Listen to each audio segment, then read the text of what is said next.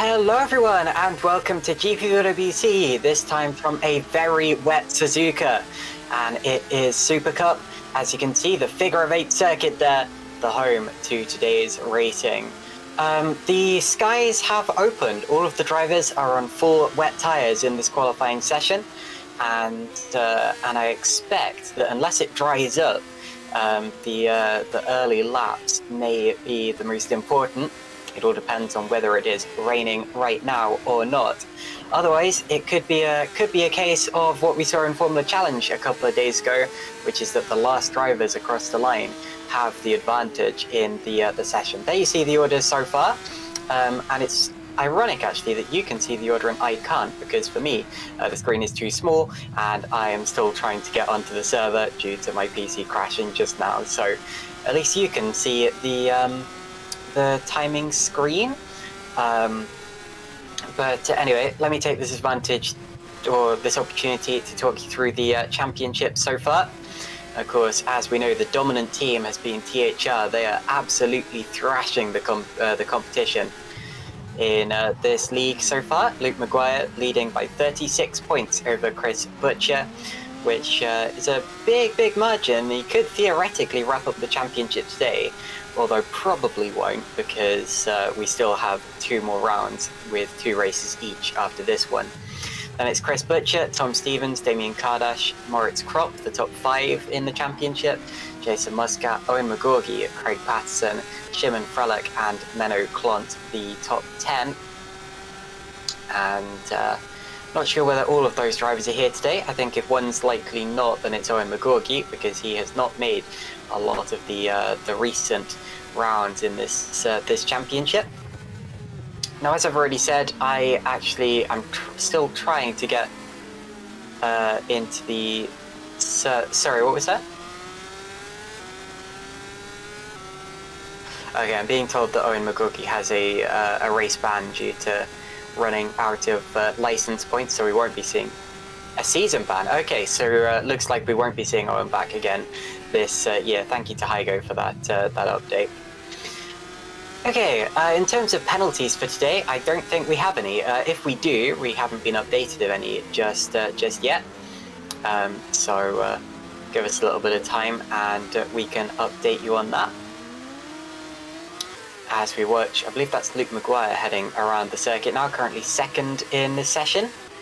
Purple sector time in sector 1, which of course means that he's going fastest of anyone. And whoever's currently P1 appears to have the fastest sector time in sector 3. I really shouldn't be commentating on the order until I can actually see it, but anyway, my game seems to be rather slow to load so far. Ah, thank you, Heigo. Yes, Heigo there setting me up with a brilliant full screen view. Thank you so much. Okay, Luke Maguire, purple in both the first 2 sectors, although being really held up in the 3rd sector. Let's see if it costs him the lap as he crosses the line. He goes 2nd. I really feel that he would have gone much faster than that had he not encountered that traffic in the final sector there. Tom Stevens is P1 currently. And then it's Luke Maguire, Chris Butcher, who we're watching now, although doesn't appear to be improving on his lap. Ragosa there is up into 4th place, and then David Yunt, who has not made any of the other rounds in this championship so far, is in P5. Is that Isaac Morris, P4? Okay, well, Isaac Morris, I don't think we've seen him in Supercup yet this season. I did also notice another new name earlier, Diego there in 13th place. Can't see his first name just yet, but I believe Diego may be a brand new driver in this league as well. For some reason, I'm not sure that RFX 2 actually is loading for me, so if it doesn't show any signs of loading, I think in the warm-up session I'm gonna maybe restart my account at least. But anyway, sorry that we always seem to have issues like this when broadcasting. It's kind of out of our control some of the time. Things like this happen, I suppose. We still have a qualifying session there. Adrian Diego, okay, P15 currently.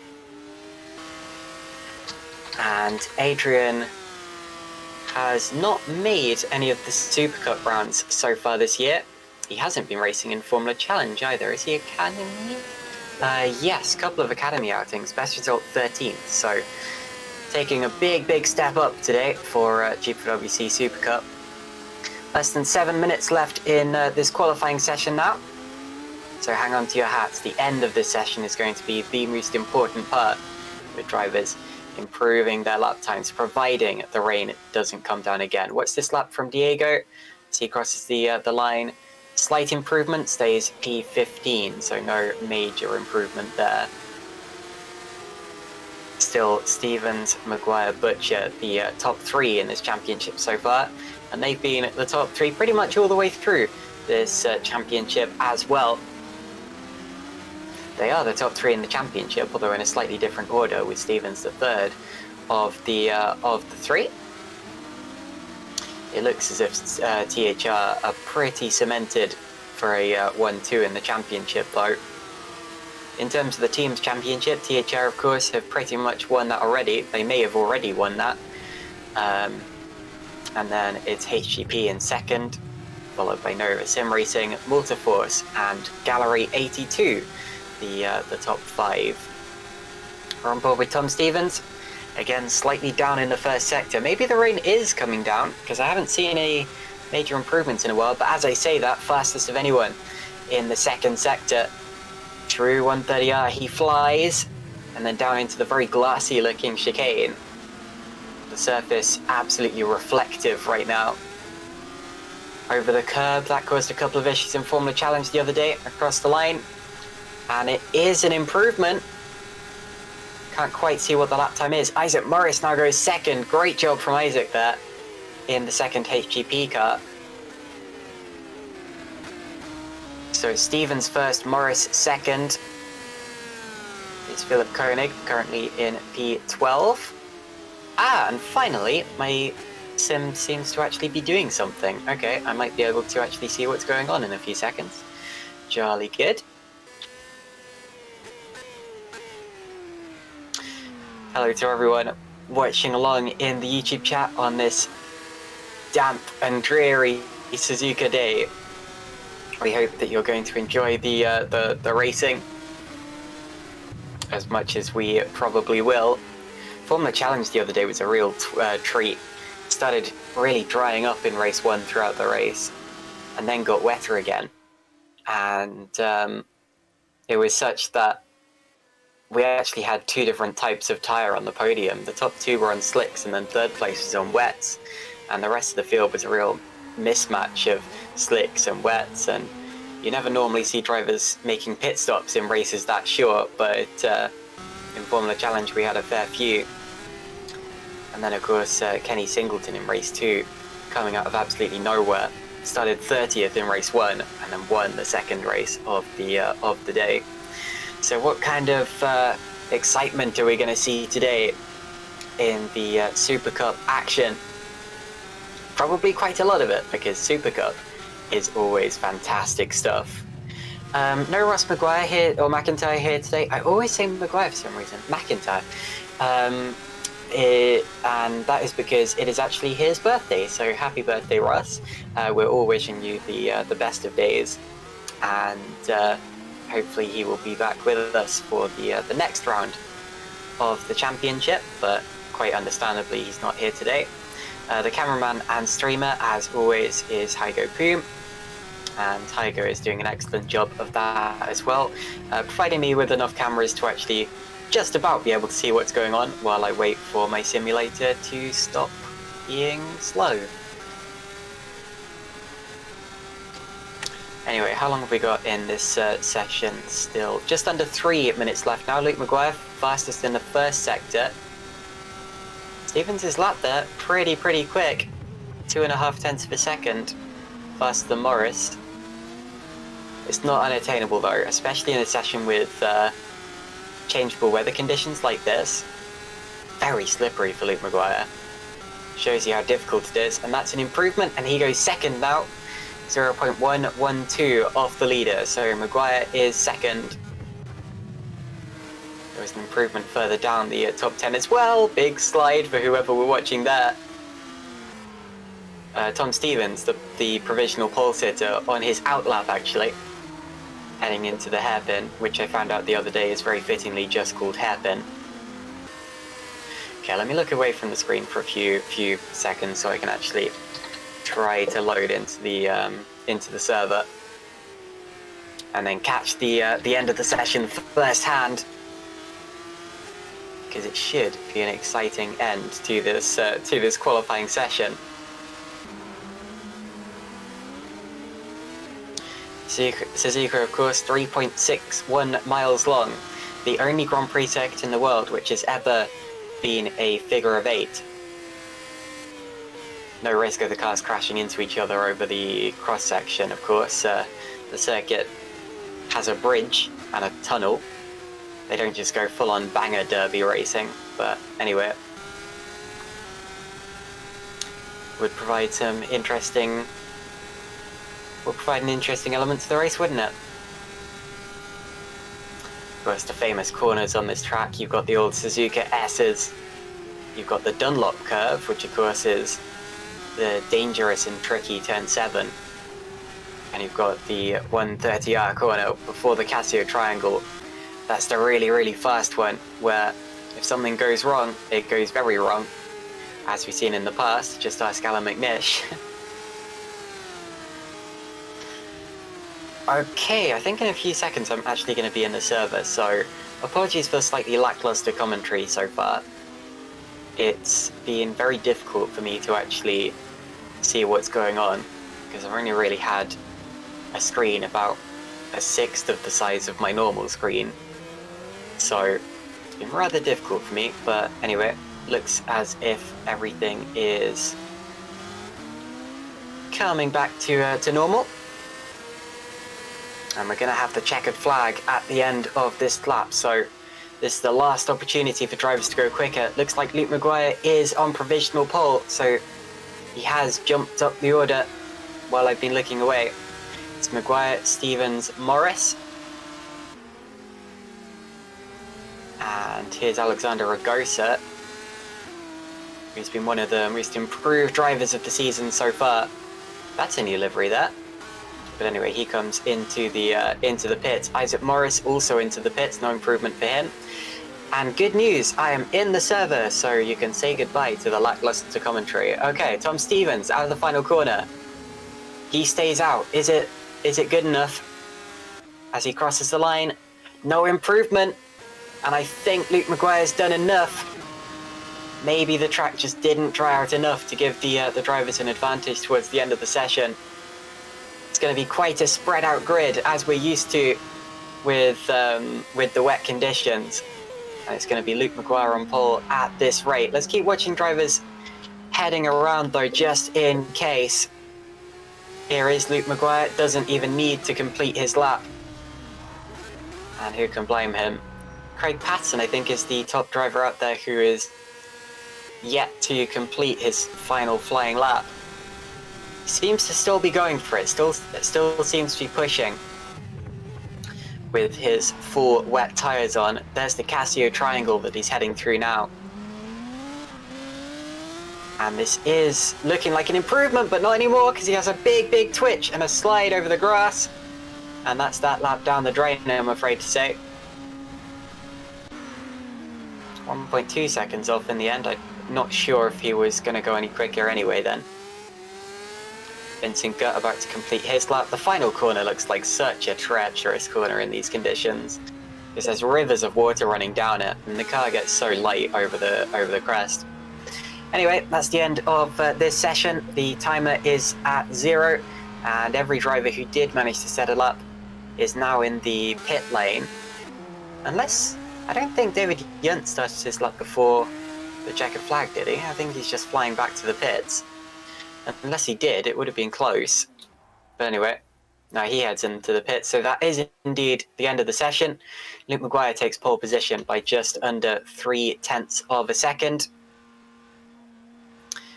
And the rest of the grid relatively spread out and a little bit mixed up behind him as well.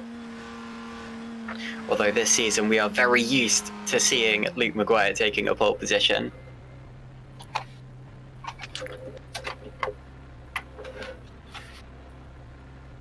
Okay, let's see if I can turn my second monitor on without crashing the PC, because that's what did it before. Come on, Charlie, good. Yep, looks as if we're okay.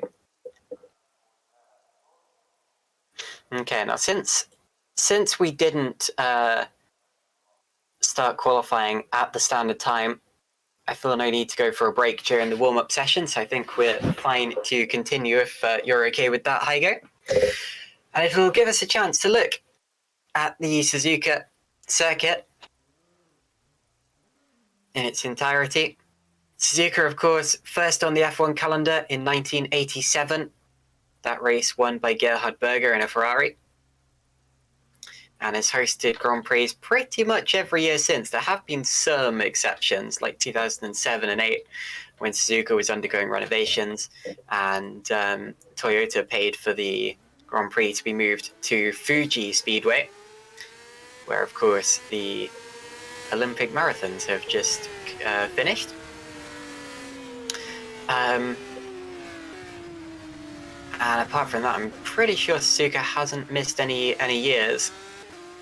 Seen a little bit of tragedy over its years. There was a motorbike accident here back in the late 90s, and there have been some touring car accidents over the years as well. Of course, most famously, Gil Bianchi in Formula One lost his life here in 2014. But the circuit has always updated itself and adapted to those challenges, and it's one of the most high-tech and modern Grand Prix circuits on the calendar, despite not having changed its layout at all since that first race in 1987. We do have a couple of grid penalties. In fact, Kasper Michalak has a 20-place grid penalty, and Gerrit de Vries has a 10-place grid penalty. So I'll update you on the full order when we get that. Not sure that de Vries... Oh no, they are both here, never mind. Marco Furlich has just tagged me in something, says he's got some interesting information for me, so let me check that out quickly. Ah yes, the different liveries. Well, Gallery 82, if we can find one of their cars, has a Robert Kubica tribute car. Of course, Robert Kubica recently took part in what may end up being his last ever Grand Prix. Gallery 82 today. What drivers are they running? Alexander Ragosa, of course. Yeah, I noticed that he had a different livery earlier on. And he is running that bright yellow livery. And also, is there only one Gallery 82 car here today? I think there might be. Nope, Damien Kardash is also in a Gallery 82 car, Robert Kubica livery. And then the other thing he's tagged me in, let's see what that is. FRT will also be running a special livery inspired by an old F1 livery of the fastest car in qualifying in 2005 at Suzuka, which of course was the Panasonic Toyota at the time. So if we can find one of the Friesland Racing Team cars as well, you'll see the very Toyota-y livery. Oh, we're currently looking at the Robert Kubica special, designed to look like his 2010 Renault. And there, of course, are some of the more standard liveries in this league as well. So, Friesland Racing Team are fielding Heis Sonneveld and Gerrit de Vries. So those are going to be the drivers running the Toyota-inspired livery. Both those out on track at the present as well. Now, was 2005? Yeah, there you see it. Was 2005 the year where one of the practice sessions had to be cancelled because it started to snow? Just out of my memory, it was something like that, or is it just I think it was like a hurricane and a hailstorm or something like that. Suzuka is known for its adverse weather, increasingly so with the effects of climate change, but as you can see today, it's not immune to just torrential downpours of rain, and never has been. Famously, of course, 1994 hosted the last ever Grand Prix to be decided on aggregate time after a red flag caused by torrential weather. A lot of history here at Suzuka, a lot of champions crowned here. Schumacher won championships here, so did Hakkinen, Senna, Prost. And of course, most recently, Sebastian Vettel in 2011 wrapped up the championship here, although that wasn't, admittedly, that wasn't a particularly hard-fought championship. That was pretty much just how long could everyone else hang on.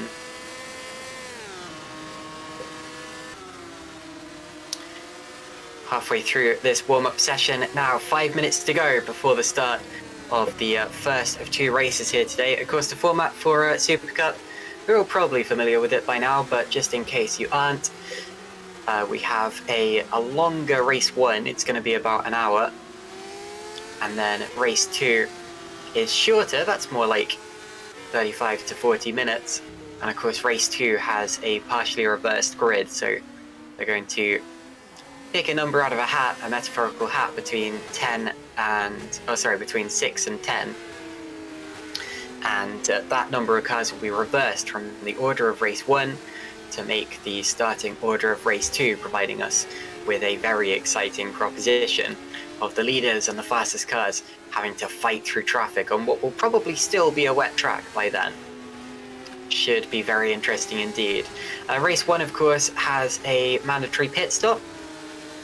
In the dry conditions, it has a mandatory pit stop. Yeah, come to think of it, they won't need to make that pit stop in the wet, will they? Because the rule says that if it's dry, you have to use both compounds of dry tyre. If it's wet, however, I think the only reason they'd have to make a pit stop is if their tyres start going off, which they probably will.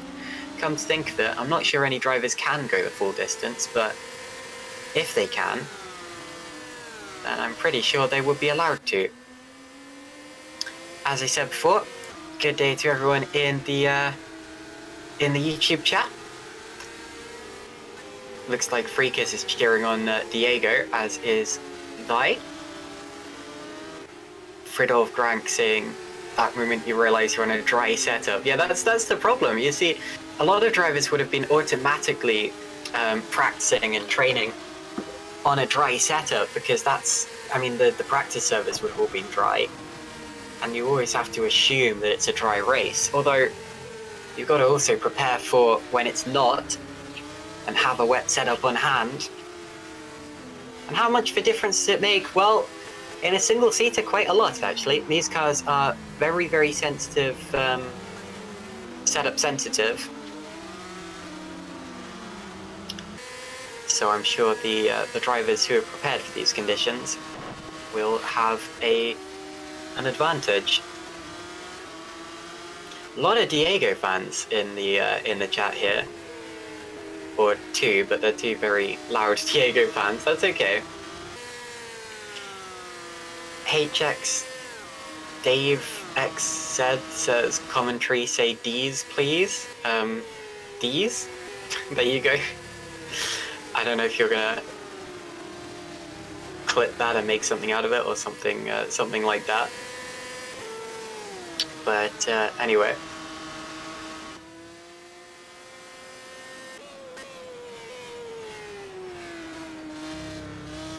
Okay, well, if you want to leave a comment in the YouTube chat, then you can chat along with others while the races are going on. I can't promise that I'm going to read any out, because I'm not sure we're going to get time in the wet at Suzuka, but I might check in a couple of times if things get a little dry. No pun intended. Right, who are you watching on the stream right now? Let's take a look. Let's get some onboard action in this stream, see what it looks like from a driver's eye view. This is Menno Plont, one of the more experienced drivers in the session.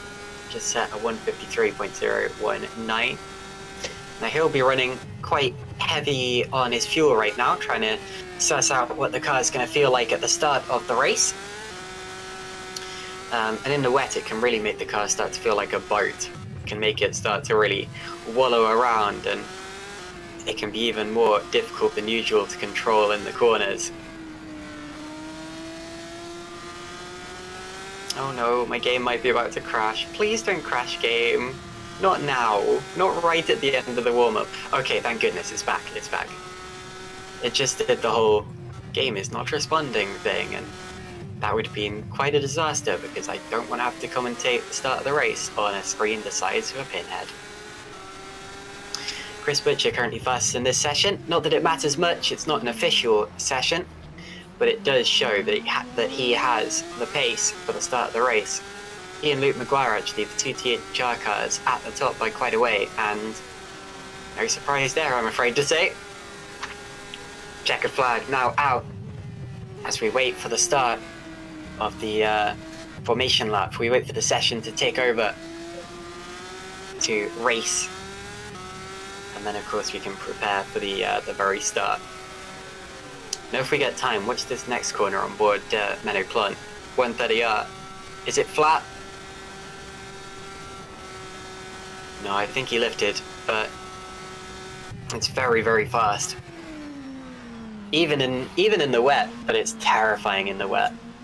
You don't want to get on the curb there. There was a big, whoa, big twitch.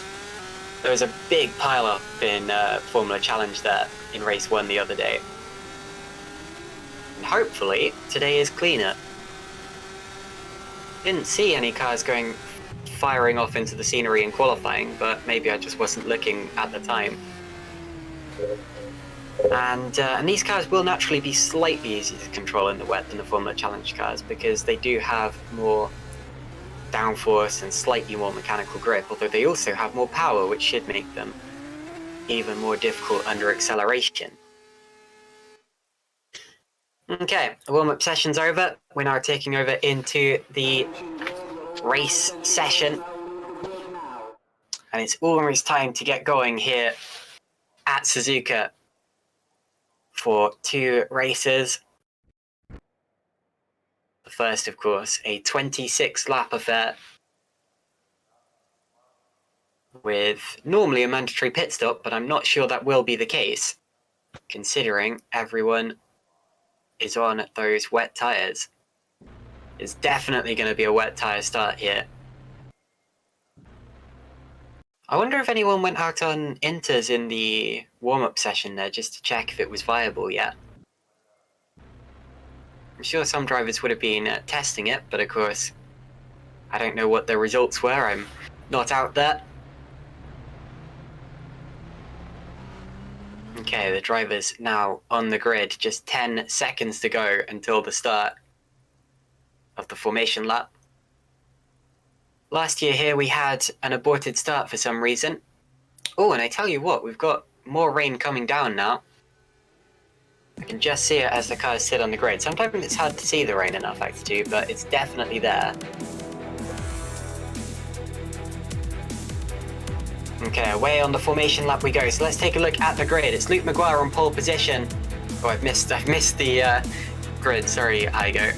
Let's try that again. Okay, Luke Maguire on pole position alongside Tom Stevens. Isaac Morris stepping up from Formula Challenge is 3rd, and then Chris Butcher P4, so it's THR and HGP on the front 2 rows of the grid as usual. Ruben Machete and Alexander Ragosa are 5th and 6th, and then it's David Yunt and Craig Patterson. Patterson, who won the 2nd race at Silverstone earlier this year. And then it's George Sutton, Damien Kardash, Michal Galka and Shimon Frelich.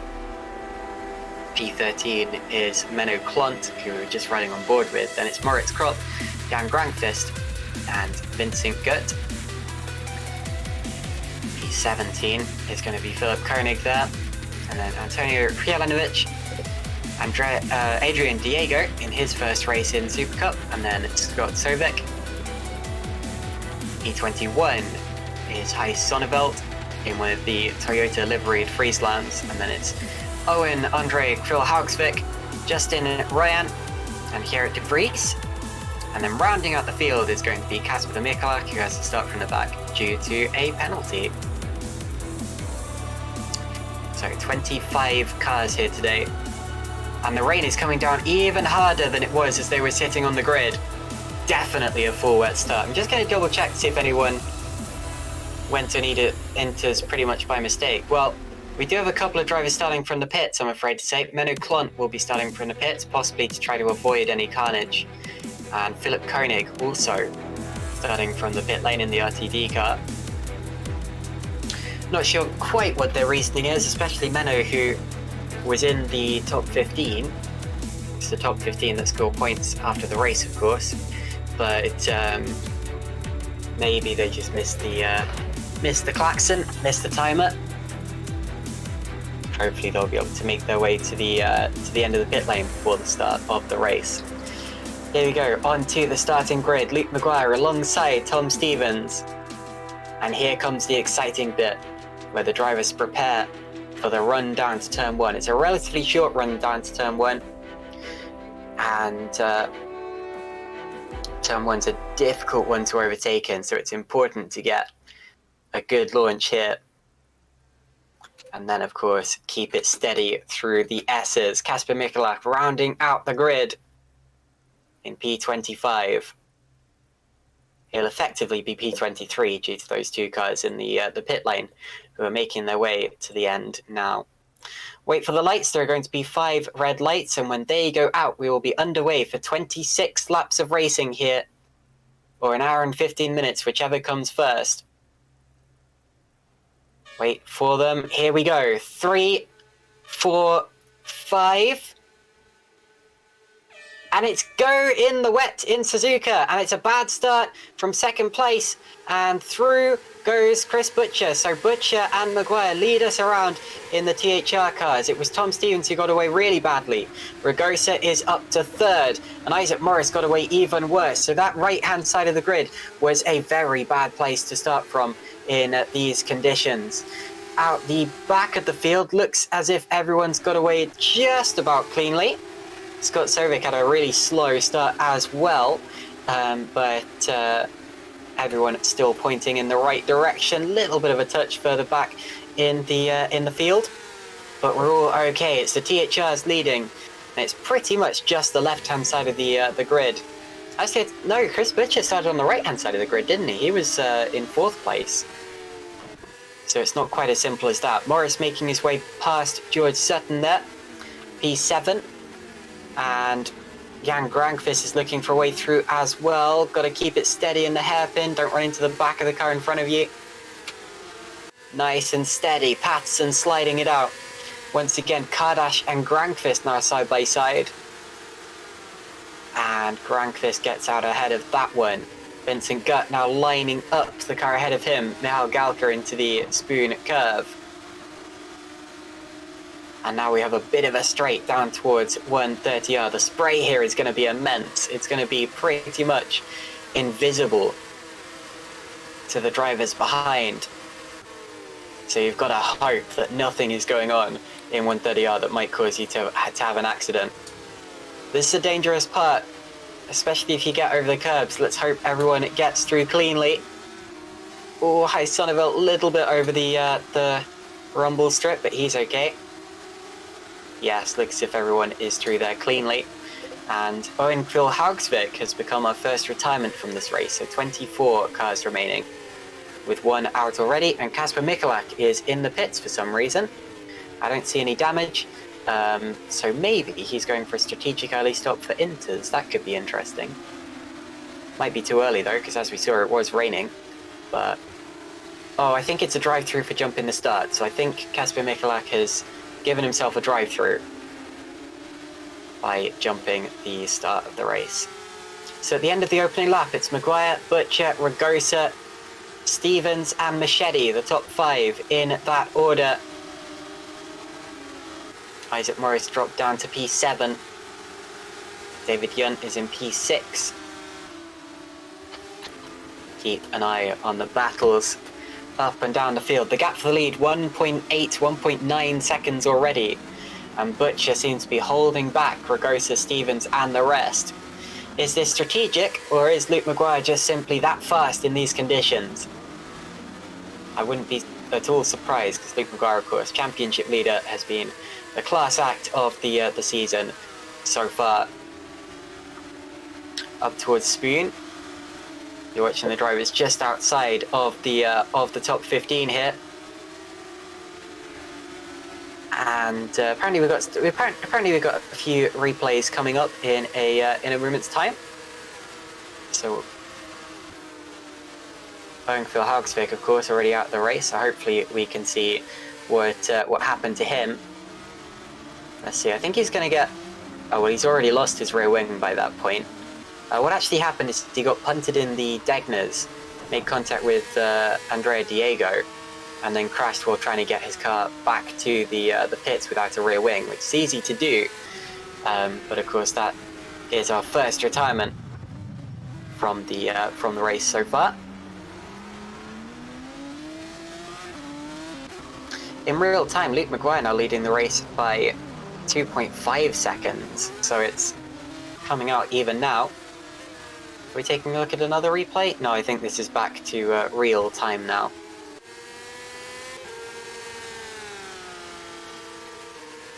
Okay, so a couple of changes happening just outside of the top 15.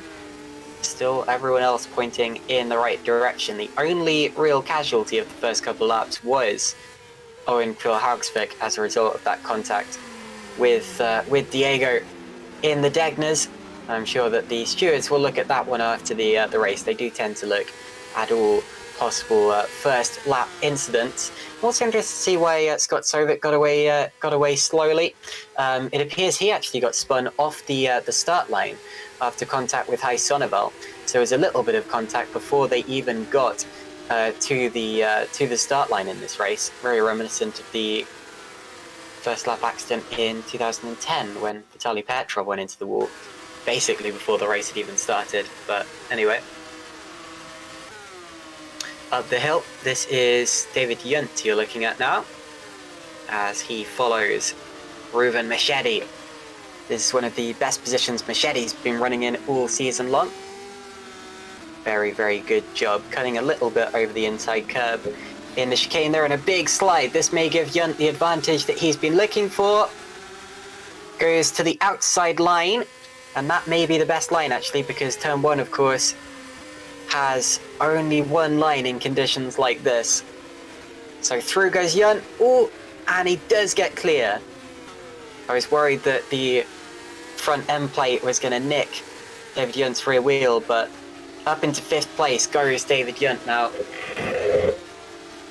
A driver who's done very well in Formula Challenge in the past. He's got many victories in that category. And this year, of course, he's been racing in other categories.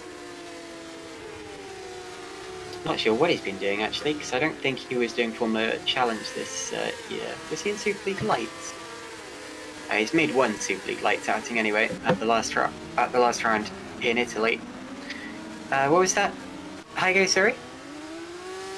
Oh, something's happened with Moritz Kropp apparently, and yeah, oh, he's sliding, he's losing it, oh, he's in the wall again. Moritz Kropp not having a good time of it so far in this race. Now it appears he was at one point facing backwards in the S's, in the barriers. Yeah, that was early this lap, just kind of spun it around and hit the wall. Not sure if you... Yeah, you do want to show a replay. Okay, so we're going to see a replay of that in a few seconds time. But he's now struggling to get the car back under control. Here we go, you're going to see him just lose the rear end. The tail tries to wag the dog, and into the wall he goes, and he's very lucky to have his front wing there. Very lucky indeed. He's going to have some steering damage though, and even now he's struggling to keep it on the road as he's passed by Kasper Michalak, who started, of course, from the very back of the grid. 24 cars still remaining in this race out of the 25 who started. Prelinovic and Frelick are going side by side right now for P15 and P16 down the straight. And Adrian Diego getting there, and they touch. Almost onto the grass. So it's Frelinovic, P15, then Diego, then Frelick. That's the order they've come out in. Little bit of a lack of spatial awareness there in that fight. But no harm, no foul, I suppose you could say.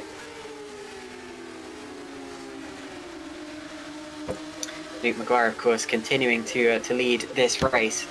And if he wins this, this will add to his fantastic collection of victories that he's got so far in this season.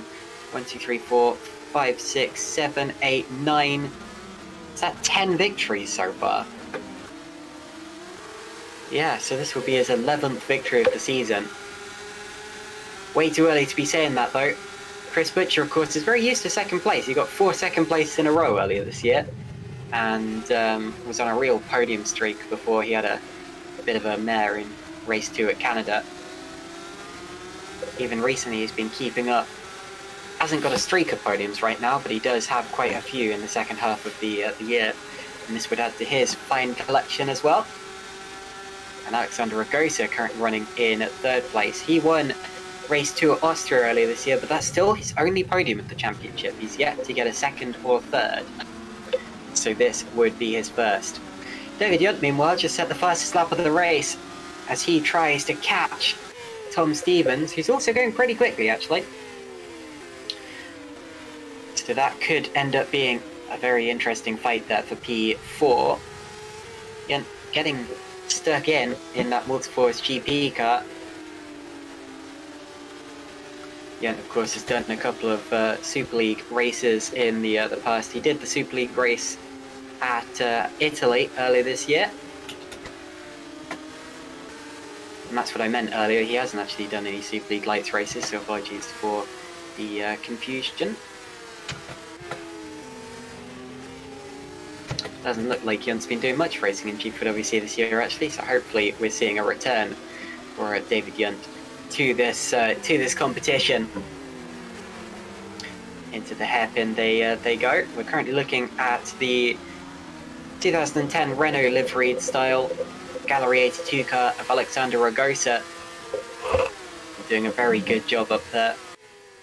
Some pretty quick lap times as well. He's only just off the fastest lap of the race as we speak. And his last lap was significantly faster than the 2 cars ahead of him, Maguire and Butcher. Although of course they were faster before that, which is why they have now built out such a gap. There's a big gap between Butcher and Ragosa as well. I think Damien Kardash may have just made a mistake in the spoon curve. Yes, he ran wide and through into 8th when Damien Kardash. So that's a change of position in the top 10. He's under attack from George Sutton now, who gets closer and closer into the Casio triangle. Or if he'd gone for something there, probably would have hit the rear end of Kardash's car. Chris Butcher now fastest of anyone as he begins to pull away even further from Alexander Ragosa. Possibly reeling his teammate a little bit, but I doubt they're going to want to fight hard on the track. I don't mean to imply that there are team orders in that team, but at the same time, they don't want to get involved with each other too much, especially considering they're both probably going to have to make a pit stop in this race still. So in these early stages, it would be strategically wiser to just extend the gap over the rest of the field. There is your leader, Luke Maguire, doing everything that he needs to so far in this race. It's been a relatively quiet one so far, considering the wet conditions, but that's okay. We all know from Super League or Supercup Race 1 that it tends to get its most exciting towards the very end of the races. Think of Singapore last time out, where the strategies forced the leaders all together, and then they crashed on the final lap of the race. And someone clipped the commentary through that section, because me and Russ McIntyre went absolutely mental. And who could blame us? It was a very, very exciting finish to a race. And see, the trouble with racing in the wet at Suzuka is that Suzuka is a difficult track to follow the car in front at the best of times. But when you have the decreased visibility that you have in the rain due to the spray, it's even harder for obvious reasons. And sometimes you just got to rely on the car in front getting on a wet patch, having a little slip, getting off the line for you to actually make a move.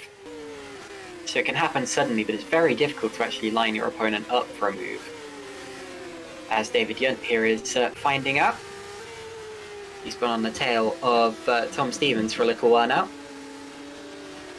going significantly faster every lap, and Morris gets past Machete behind. So Morris up to P6 now in the S's. That must be a mistake from Machete, because that's not normally an overtaking opportunity. Machete got all sorts of twitchy and offline midway through turn 1 there, didn't clip the second apex, and through went Isaac Morris.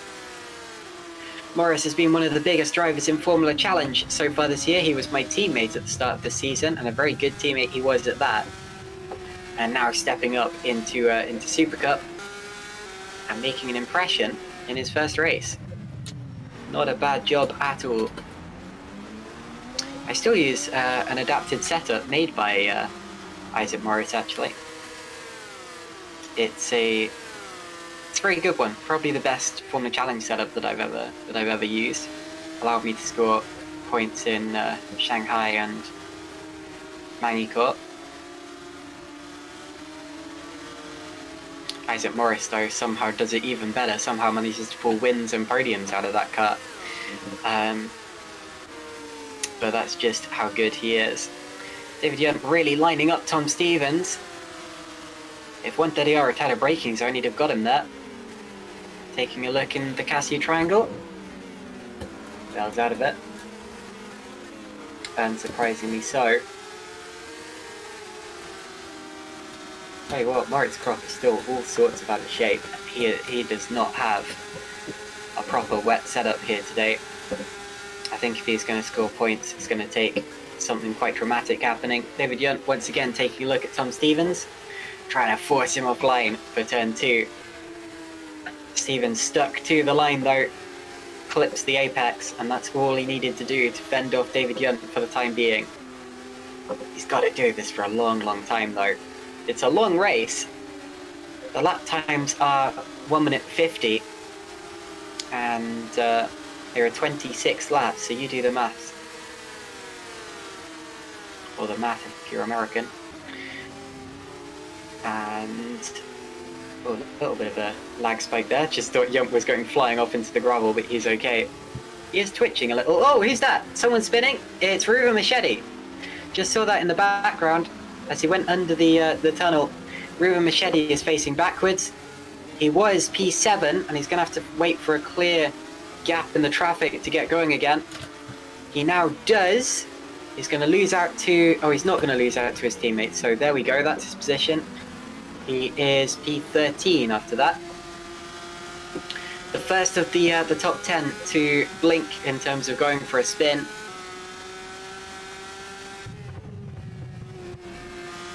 And that was unfortunate there for Ruben Machete.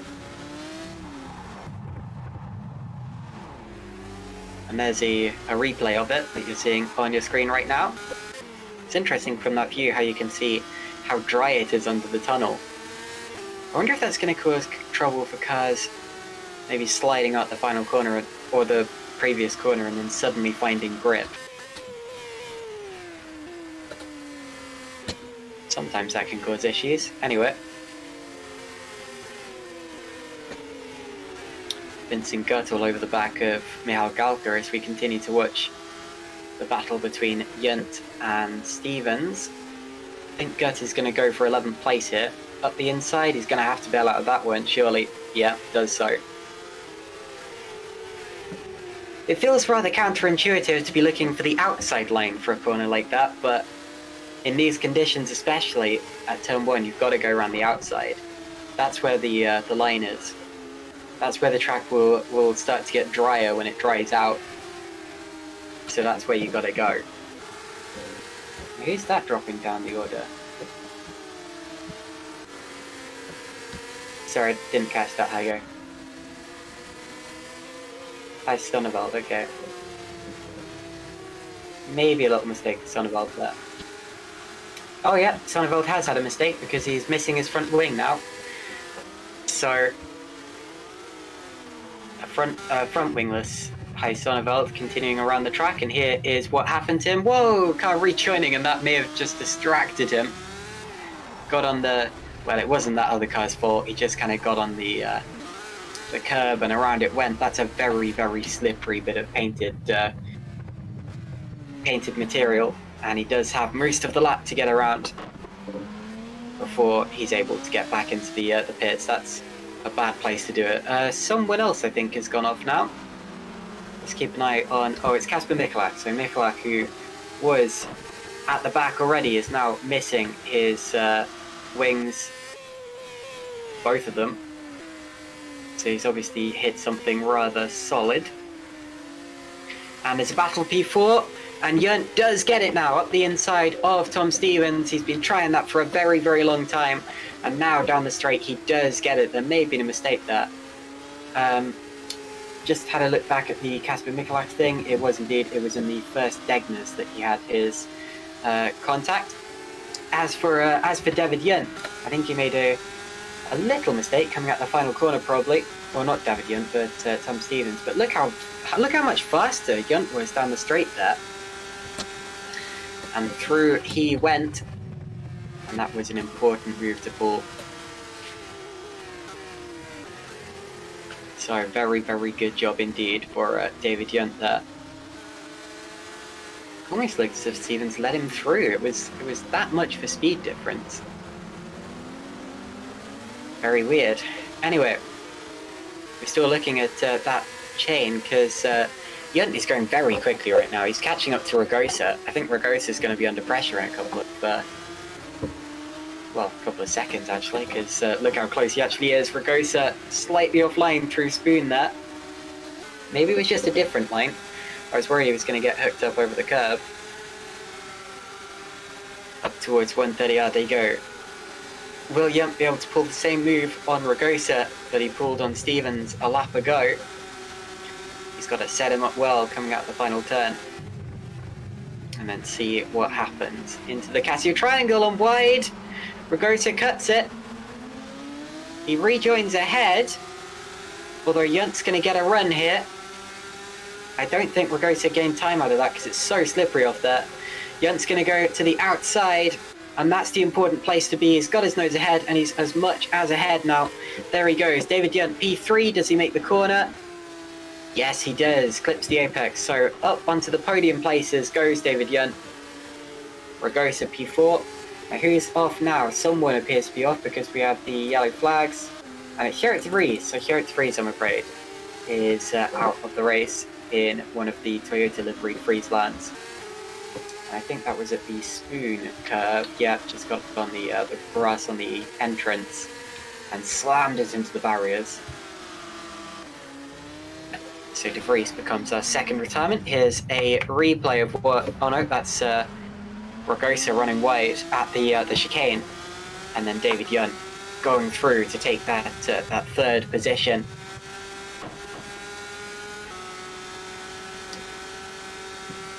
More yellow flags. Come on, stop going off, guys. Looks like Kasper Mikulak has been off again. He just came out the pit lane. Yeah, just... Oh no, he didn't come out the pit lane. Looks like he... Oh no, he did. Came out the pit lane on Inters, actually. So he was trying out Inters. And I think must have had an accident. Yeah, had an accident in the S's. Well, there's Gerrit de Vries' crash. Bang! Into the barriers. Quite a substantial hit. And yeah, Mikulak then demonstrated to us that it is way too early. And Yunt's back to fourth, so something's happened there. Ragosa has got back ahead of David Yunt now. And that happened before the Spoon curve, so something's happened there. Big twitch from Yunt, he's under pressure from Stevens now. Oh, his hard work appears to be being undone. Stevens not able to get him on the straight, but may have another opportunity into turn one. Defensive goes Yunt. Stevens pokes out of the, I'd say slipstream, but in this case it's more like spray. And stays fifth. The reflections of the car are kind of bugged, aren't they? You can only really see the wheels. Anyway, that's okay. So Yunt's mistake actually happened just coming out of the hairpin. He maybe got a little too happy on the throttle and through went Ragosa, and then later on in the lap Tom Stevens very nearly followed him through. The lead two cars may be running away with this, but it is much more hotly contested over third position here. Moritz Kropp, I'm afraid, is now out of the race as well, and he appears to have had quite a big crash actually. I'm afraid he becomes our fourth retirement, and I'm not too surprised to see that because he has been out of control for the majority of this race, obviously on a dry setup, and he lost it in the Dunlop curve and that was a huge crash for Moritz Krop, actually. So 4 retirements from this race so far. 21 drivers remaining. We're halfway through this race now. If pit stops are coming, they might well come soon, although I imagine... Oh, as Yunt takes a look, pokes out of the slipstream of Alexander Ragosa and goes through into 130R. They're going side by side. Wide goes Ragosa and bails out of it as he had to, as he got over the grass. Great move from David Yunt. So brave. That was Fernando Alonso style, but in the wet. And also very brave for Ragosa to try to defend that one, but he did. He gave it his best shot. Well, yellow flags. That makes me nervous every single time. I think that Koenig might be recovering from a little off. Here's a replay now of the move. Move at the race so far. David Yunt goes to the inside. Watch this again. Has to lift off a little, but then he sees Ragosa going wide, keeps his foot in, and thinks, that's mine. Jolly good. So Yunt back onto the podium after getting up there earlier and then losing it, and now he's back there again. Already a second ahead, right.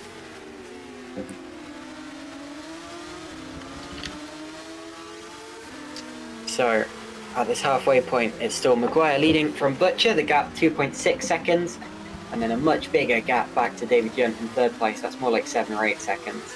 Then it's Alexander Ragosa, Tom Stevens, Isaac Morris, Jan Granqvist, George Sutton, Craig Patson, and Damien Kardash the top 10, and the rest of the point scorers at present would be Vincent Gutt, Nihal Galka, Ruben Machete, Menno Klont, and Shimon Frelick. Andre Diego just outside of the points now.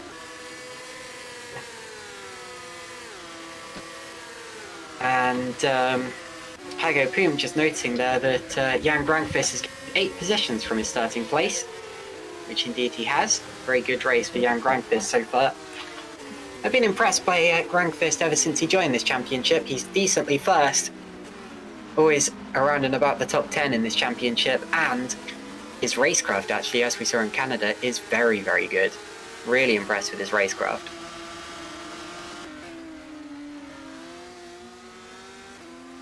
Now who's this going side by side down the straight? That's a lap car getting out of the way.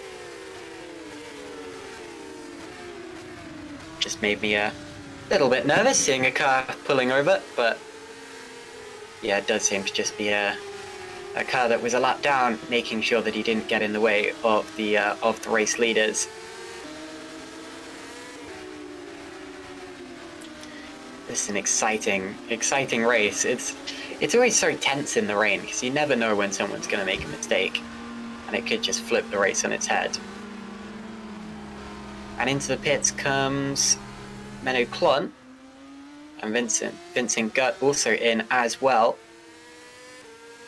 A lot of these drivers will be trying to leave their pit stops as late as possible.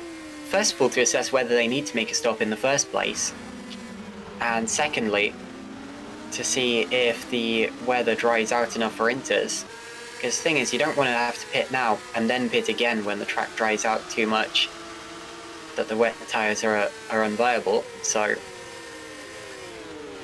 the trick is to wait until you're absolutely sure what you want to do and then do it. Oh, Stevens made a mistake. Stevens went wide into the spoon curve and through into 5th. Has gone Isaac Morris. So the 2 HGP cars swapping places, but that was far from a routine swap. Morris now ahead of Stevens. Now if Stevens goes for it, I don't think Morris will hold him back at all, because Stevens, of course, is going for 3rd in this championship. He's currently 3rd in this championship, whereas Isaac Morris, of course, is making his first outing of the season. But yeah, that was Stevens' own mistake. That it's so easy to make mistakes like that in these conditions, it really is. George Sutton now in the pits. Only 10 laps to go. Will there be drivers who try to go the full distance without stopping? Probably. Well, you say the rules there, Heigo, but I'm pretty sure the rules just say that if it's dry, you have to use 2 different types of dry tyre compound. I don't think that applies to the wet.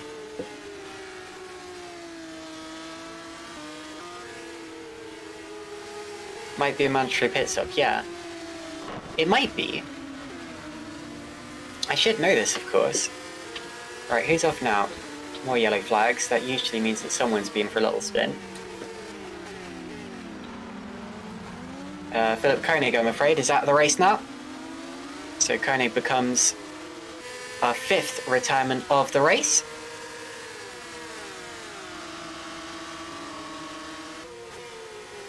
And we might well be about to take a look back at what happened to him. He was running in P17, or 16 actually, after someone ahead of him came into the pits. And here is a replay of what might have happened to Philip Koenig. That's coming up the final corner there. And is he going to lose it on the power? Yes, he does. And hits the wall. Loses front wing and realizes, oh no, I've got an entire lap to go around.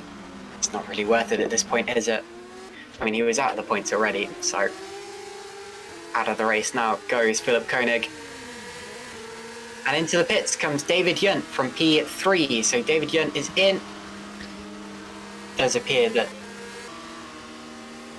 And it's just been confirmed to us, actually, that there is no mandatory pit stop. So if you can go to the end, and thank you to Chris Williamson for confirming this, but if you can go to the end without stopping, then you're fully allowed to.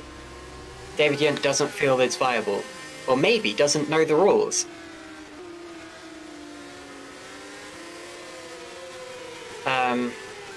Okay, apparently the YouTube chat is has also confirmed that there's no mandatory pit stop, though Chris Williamson confirmed that to us on the broadcast team chat on Discord. But anyway, yeah.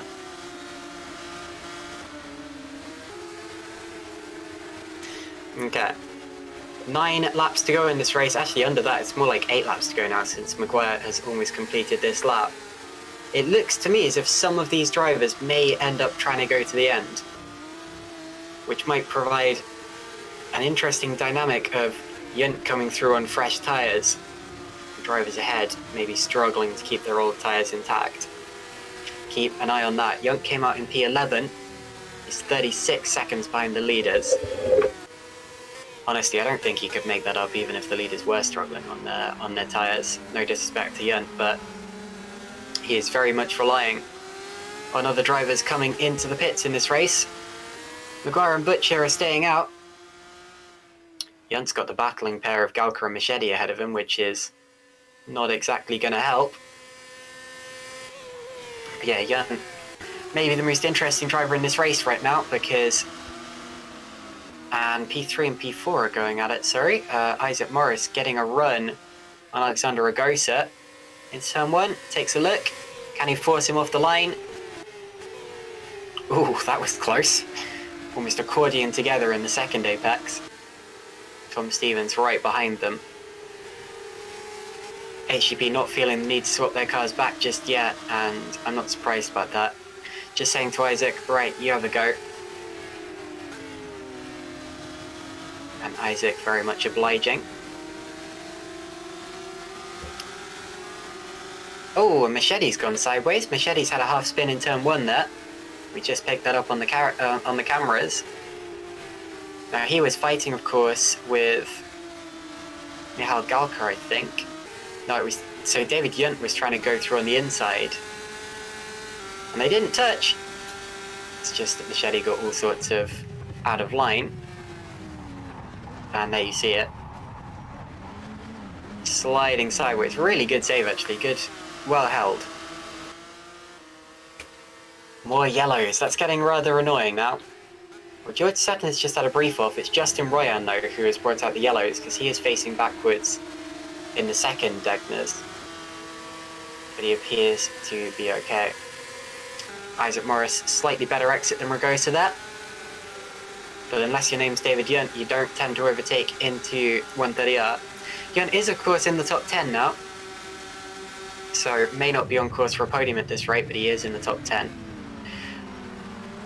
Now, interestingly, Butcher appears to be okay because, oh, it's a big slide for Morris, but yeah, it appears to be okay on his tyres because he has now set the first lap of the race.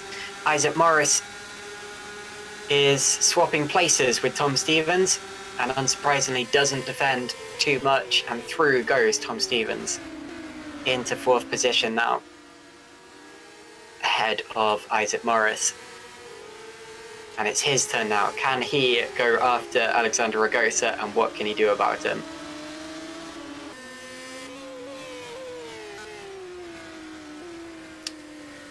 So, I guess another thing to wonder about. Oh, who's this? This is P10. Ah, yes, Yunt trying to go around the outside of Galka here. Or the inside, sorry. Not quite able to get through just yet. What I was about to say is another interesting thing would be whether Butch is allowed to race Maguire in these late stages, because he is gaining on him. And those two are fighting for a championship, so it would be a shame if there was team orders there. But as I said before, they may have a gentleman's agreement that whoever is ahead stays ahead. So it's all down to qualifying. Oh, and Yunt locks up to avoid hitting Michal Galka in the rear. Misjudges the braking zone. It does show you the difference between new tyres and older tyres, but that's a tricky one. Good job not to hit him. Into the spoon curve they go, and Yunt's got to gain that gap back before having another attack. We're on lap 20 now, out of 26. We're into the late stages of this race. It's gone past quicker than I thought it would, actually. It's not been that long of a race considering the rain.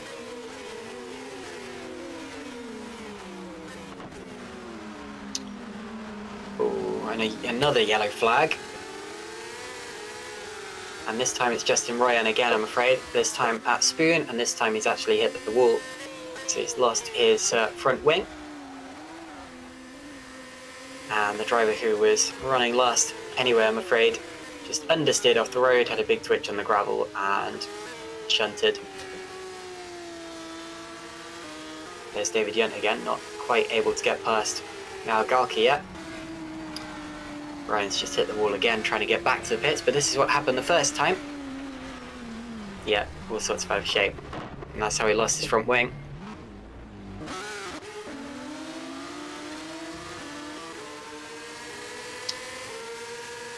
Tell you what, Butcher now within a second of Luke Maguire for the first time in this race. His last few laps have been very quick, as have Maguire's. I wonder if the track's driving out slightly. So what's going to happen in this this battle now? Justin Royan has done some Formula Challenge racing recently. Best result of 22nd. Did a little bit of academy earlier in this season as well. Best result of P4. Now stepping up to the Supercup, which of course is a whole different kettle of fish. And struggling a little in these wet conditions, but these are very... Oh, and Yunt's going for it into 130R again. Oh my goodness! Well, that is David Yunt corner. That is fantastic stuff. He can do it on the inside, he can do it on the outside, he could probably do it over the top if you asked him to. That is fantastic stuff for David Yunt there. Here's a replay of that phenomenal move. Around the outside, just absolutely fearless. Now what makes that move so good, what makes that work so well, is that people don't expect it. People don't think it's possible. So they don't see it coming. Yeah, David Yunt, by far the bravest driver out there today and doing a wonderful job.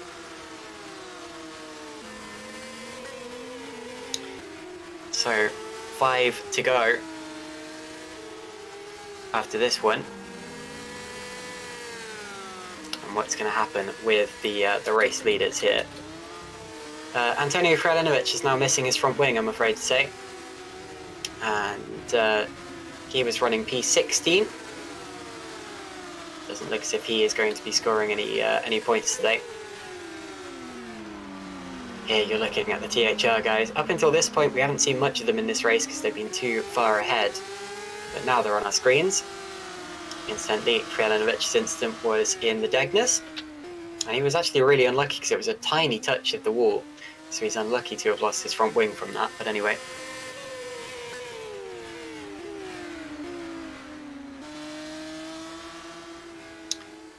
So, Butcher has the fastest lap of the race so far. Maguire set his personal best on the last lap. Both are very clearly pushing, making it a little bit tense within that team actually. Stevens also catching Ragosa in these late stages. And David Yunt is only 4 seconds behind Damien Kardash. And going about 1.5 seconds per lap quicker. A lot of things coming together in these late stages. I told you it would. It's always the late stages of a Supercup race where things start to get exciting as drivers realise that time is running out. And normally as well you have the strategies kind of sorting themselves out, proving to be quite equal. But today, of course, we haven't had too many pit stops, so it's just drivers realising that there's not much time left, that they've got to go for it, they've got to push. And others making mistakes as they realise the same thing.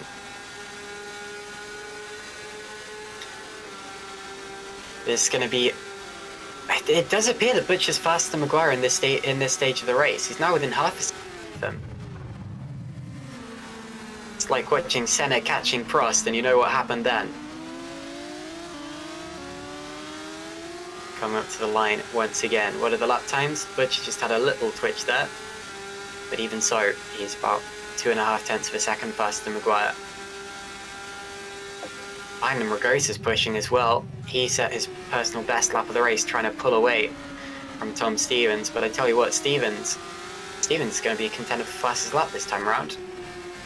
Oh no, he's not. It's just that Ragosa must have made a mistake somewhere because Ragosa lost quite a bit of time. Stevens now going for it. Ooh, couldn't find a gap. He was looking this way and that. And that was a proper overtaking attempt there. If he'd found a gap, he would have absolutely stuck his car there. But didn't quite. So what's the podium going to look like? It honestly could look like anything, any combination of these 4 drivers right now. And as Heigo reminds me, Butcher of course needs to win the Moose because Luke Maguire of course has been leading the championship for a while now. Shimon Frelick has just been passed by Michal Galka, that's for P10. I think, well actually Frelick was behind, so he tried to get past Michal Galka and then got repassed. So another little fight going on for P10 as well, or quite a big fight by the looks of things. So they've got River Machete on their tail as well. Kralinovic, I'm afraid, has now retired from the race. 19 drivers remaining.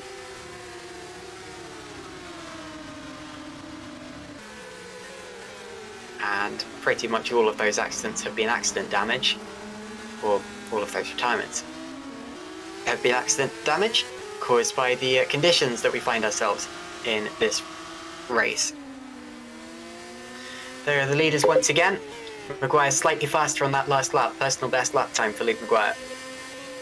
But they are still just 7 tenths of a second apart.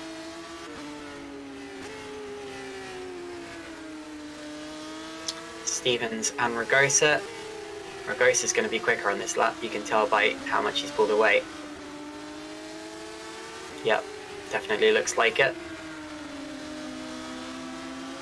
But he only really pulled away due to Stevens' failed overtaking move, so I'm sure that Stevens will be lining him up again. It's been an excellent race, a perfect race for THR. It's been a pretty good race for HGP as well. They've got both of their cars in the top 5. Shimon Frelick now going for top 10. Sorry, Shimmer Prelate now going for the top 10. He's up the inside of Michal Galka into turn 1.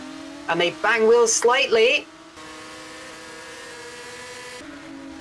And they keep it in a straight line. Wow. Looked very much like the wheels were going to lock there. I mean, single seats, it's very dangerous when that happens. Cars can spin or flip or do any sorts of aerobatics. We'll see a replay of that one. Look at them rubbing and leaning on each other through turn 1 there. River Machete waiting to pounce. This is a classic finish to a GPVWC Supercup race. Butcher once again really close to Luke Maguire.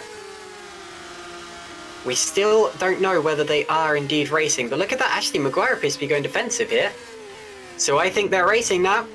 Watch this, Butcher gaining, going to the outside. Trying to force Maguire offline. This could be the most important battle that we've seen all season in GPVWC Supercup. Chris Butcher needs to get ahead to keep his championship hopes alive. He'll still mathematically be in contention either way. But this is going to feel so important. Chris is going to have to line him up again.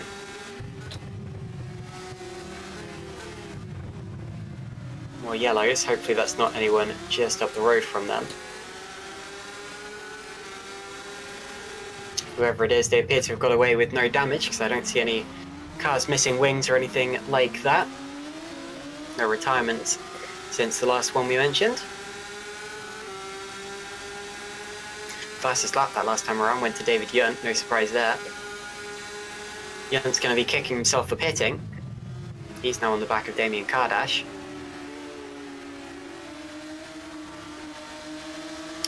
Butcher may have one last attempt to get past Luke Maguire here, because they're heading towards the final lap now of this race. It's a backmarker. There's a backmarker coming up actually, so that could spice things up even more. Hopefully it's okay. Look how close he is coming up the final corner. Big twitch for Maguire, big twitch. How fast is Butcher in a straight line? Does he have the legs? He's gaining, he's in the slipstream. He pulls out, goes to the outside line. It's going to be faster out there, but neither want to give up. The backmarker gets out of the way. And Luke Maguire still has it. That's so important, because this is the last lap of the race. That may have been Butcher's last opportunity. Wasn't quite brave enough to keep it around the outside. Who can blame him, because if they come together, it could have been all over, and Stevens now is off the road. Both of them are off with Ragosa as well. They both just ran off the road in 3rd and 4th place. Did they? I think they must have touched. Neither of them spun, but it was a bit of a dramatic moment in that fight for 3rd. Oh, Stevens, look at that. Well, he sold in the dummy and went down the inside, and then they did touch, they did lock wheels. I think Stevens let Ragosa back through, actually. Very sporting. Yeah, there you see it. Sold in the dummy, went up the inside, forced him off the road, and then presumably let him back through. And that may be his last opportunity to get P3 gone. Now the leaders. Whoa, big twitch for Butcher, and surely that's it over now. Surely Luke Maguire is going to come home in 1st position. But Butcher's still so close. Actually, he's really close. He's gaining. Is he going to line him up into the Casio Triangle? Come on, surely not, surely not! Wow! He so nearly lost it there over the grass. So nearly lost it. It's going to be Luke Maguire. Out of the... No, it's not! They're staging a photo finish. Okay, that's what this is. And Oh! And they've botched it. And Chris Butcher, it's like USA 2002. Chris Butcher crosses the line first. What a strange way to finish the race. It looked to me as if they were trying. Oh, is that? And Kardash is spinning on the last lap. Sorry, Kardash and Yunt appear to have come together in 130R. Yunt's now facing backwards. Oh, rejoins onto the racing line, but there's no one coming through. That was for 8th position there. Wow. So Ragosa's 3rd, Stevens 4th, Morris 5th, then Grankvist, Patterson, Kardash, and then Yunt and Frelick. Now, what was happening there was Maguire and Butcher were trying to stage a formation finish, presumably with Maguire ahead of Butcher, because he had fairly won that race. He'd got it wound up and everything like that. And then it looks as if he braked, maybe, and Chris Butcher went through and won the race. That really is like USA 2002 in Formula 1. And that's unfair. That's really unfair, actually. Because Luke Maguire, in my mind, had fairly won that race. He'd covered Chris Butcher off. Nothing unfair had happened. And that may have been what wrapped up the team's championship for them there, but yeah, very, very dramatic. And I don't know how much that was planned, but I think something went wrong. Anyway, the top 10, actually I'll give you the full order when we see it on our screen, but that's the race over there. 19 drivers finished in the end. I think 16 of those on the lead lap. Let me go to the YouTube comments, see what they say about that before we go for a break in a few minutes time. Okay, let's take a look at the order quickly. Sorry, Chris Butcher won, followed by Luke Maguire just about, then Alexander Ragosa, Tom Stevens, Isaac Morris, Jan Grankvist, Craig Patterson, Damien Kardash, David Yunt, and Shimon Frelick, the top 10. And then the rest of the top 15, Maguire, or Galka, sorry, Michal Galka, Ruben Machete, Vincent Gutt, George Sutton, and Menno Klont. And then outside of the points were Adrian Diego, Scott Sovic, Hai Sonneveld, and Justin Ryan. And then the retirements were Antonio Krajlanovic, and Philip Koenig, Moritz Kropp, Gerrit de Vries, Casper Mikulak, and Owen Andrekville Haugsvik. So that is the end of the first race, but don't go anywhere, because we still have a second race coming up. What a dramatic finish. Okay, well, don't go anywhere. We have a brief break, and then we will be back for a partially reverse grid second race.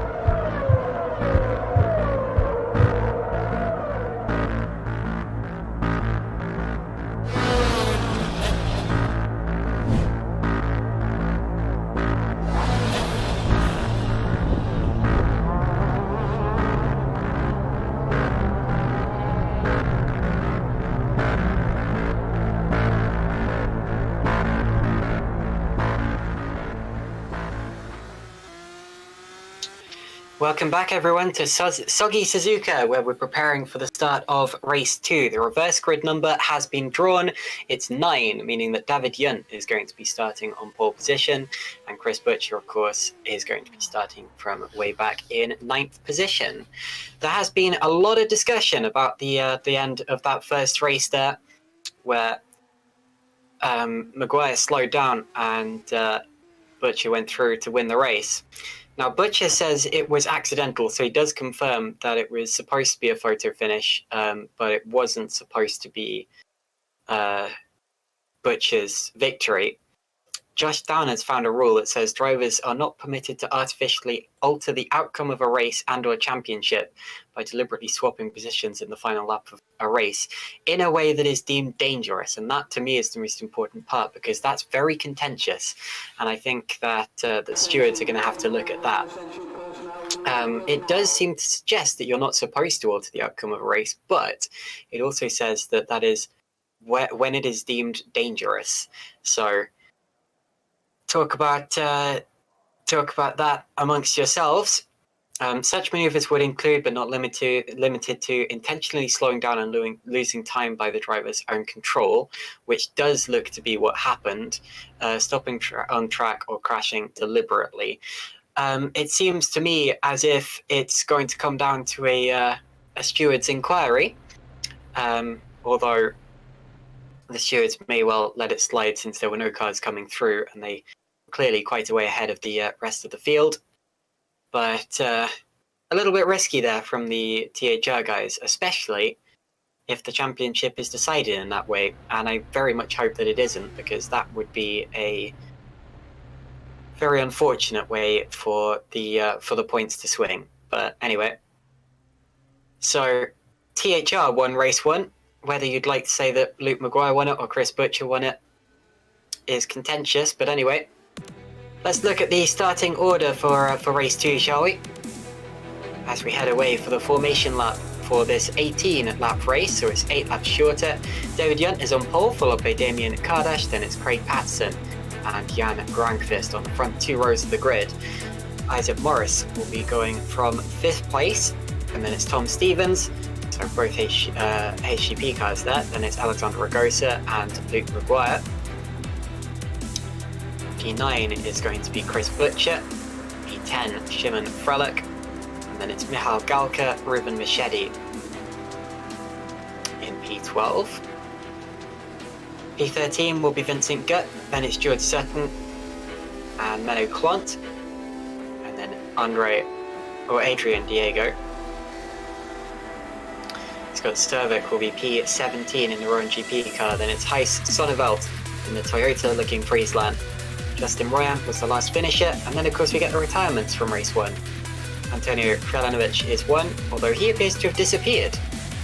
And it looks as if Kralinovic is out of the race before it started. And then the final 4 cars in the grid are Moritz Kropp, Gerrit de Vries, Casper Michalak, and Andre Phil Haugsvik.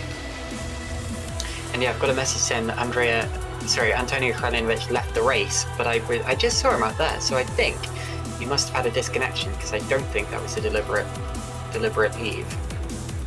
So 24 cars will start this second race then, which is still a decent grid size, but unfortunately not a full house. So to the grid we go for the start of the second, hopefully less controversial but just as exciting race of the day. It's still very wet out there. All of these drivers still on full wets. We did see, and I tell you what, actually, Michal Galka in 11th place is starting on Inters, so going for a risk there. I wonder if anyone below him is going for Inters as well. Well, Casper Michalak just stopped on track, and that's because he's crashed on the formation lap. So Casper Michalak has lost his front wing on the formation lap, and it looks as if he must have had a screen freeze or something, because he just drove into the barriers. Anyway, so he'll be starting from the pits. Okie dokie, the leaders now lining up on the grid. David Yunt, P1. Alongside him, Damien Kardash. Andre Phil Haugsvik will round out the grid. the grid of 23 cars. Of course, we have 24 cars here, although Mikulak, of course, will now have to start from the pit lane due to teleporting back after a contact on the formation lap. There we go. Once again, 5 red lights will illuminate and then extinguish. And when they do extinguish, we will be underway for 18 laps of racing. That's 8 fewer laps than race 1. Here we go. 5 red lights. And it's go! Away we head for the start of the race. Not a great start from Yunt, not a great start from either of the cars on the front row. Through comes Craig Patterson, directly through the middle. Great start from Craig, he leads the race into turn 1. David Yunt and Damien Kardash fighting over P2, and Kardash gets it. So Kardash not quite forcing Yunt off the road, but he does get P2. Then it is Jan Grandfist and Tom Stevens. Butcher has got ahead of Maguire, so the THR cars have swapped places already. Does the rest of the field make it through cleanly? No, they don't. There's a crash further back. Andre Phil-Houdsvik appears to have lost his front wing, so something happened right at the back of the pack. I've in front, as I said, Patterson in the lead. Now we've got Mikulak off the road again. He's touched the wall. Seems to have got away with it with his front wing, so may not have to pit. And now, someone who does though is Heis Sonneveld, who's been into the wall again, I'm afraid to say. So plenty of contacts on this first lap of the race, and plenty of drivers very badly affected, I'm afraid to say. Ruben Machete's just had a spin. Who else? Anyone else? Yes, Justin Royan has no wings in his car whatsoever, so plenty of collisions on this opening lap of the race. Up the straight towards 130R, go Patterson, Kardash et al. David Young closer to Kardash than Kardash is to Patterson. Will Craig begin to get away into the lead? He would have been a very good pick for a victory, actually, because he seemed very, very strong in race 1, and coming through from such a position, all he really needed to do was clear those couple of cars ahead of him. Vincent got that passing George Sutton for P11 further back. End of the first lap. Can Yunt line up Kardash? He goes to the inside for P2 and goes through, and that was a lot cleaner than the move he pulled on the last lap of the first race. Much, much better. So David Yunt is now through into P2. Kardash is P3. Yunt's going to go on a charge. I think he is probably he's probably who I would have picked for the race victory here, because of course you could argue that he was put further back in the order than you'd expect due to that pit stop in race 1, and now of course that has put him further up the grid than he would have expected. Little twitch.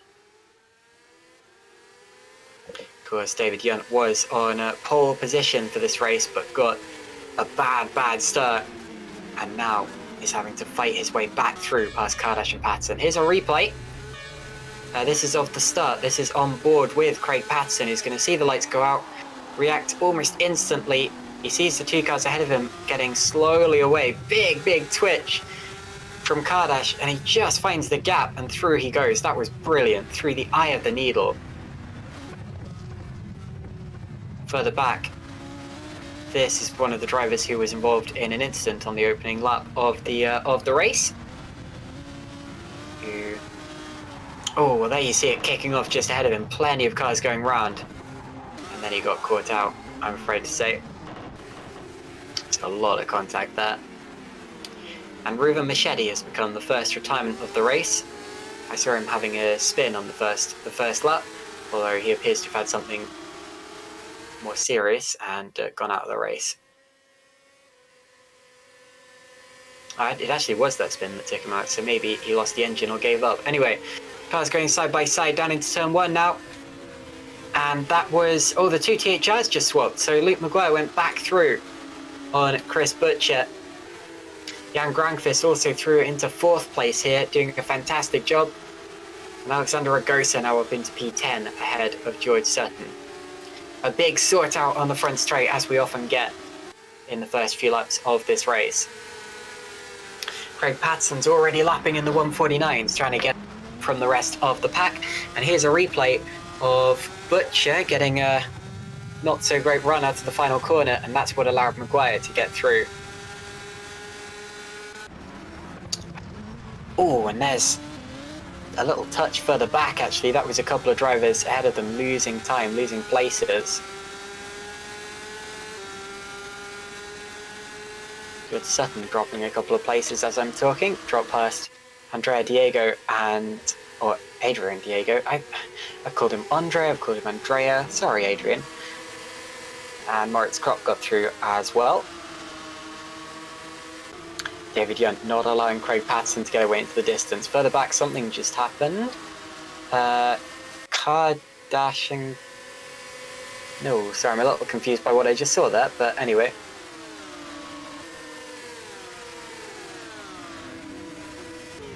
Car dash fending off Granqvist into the Casio Triangle, differing lines. It's all about the exit there. Stevens showing his nose to Granqvist as well. Out of the final turn they go. Do we have any attacks this time around? I think Stevens is surely going to go for something. Takes a look to the inside. Has to bail out of it. Kind of hoping that Jan Granqvist is distracted enough to make a little mistake. But he stays in 4th place. David Young, fast lap of the race. First driver in the 1:48. That's really fast there for David Young. The fastest lap that we've seen in either of the 2 races so far. So is it getting drier potentially? Well, Yunt is getting faster, whatever the case. Bouncing across the inside of the Degners there. That was risky. But he is very fast right now. And he knows that in race 1 he was faster than Craig Patterson. And he thinks, well, if I did it once, I can do it again. And Ragosa now passes Vincent Gutt. That's for P9. So that's happened further down the order.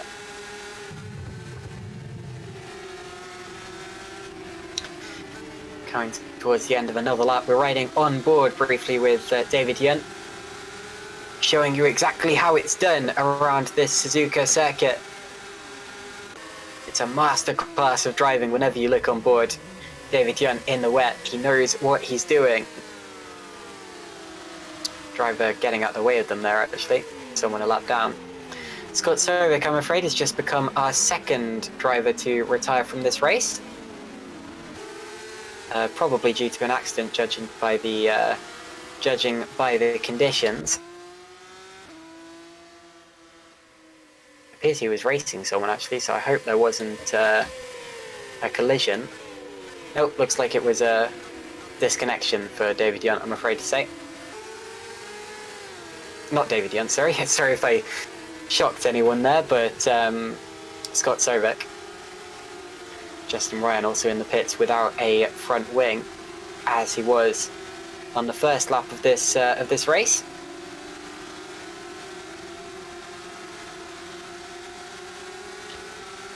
And he lost that in the S's last time around.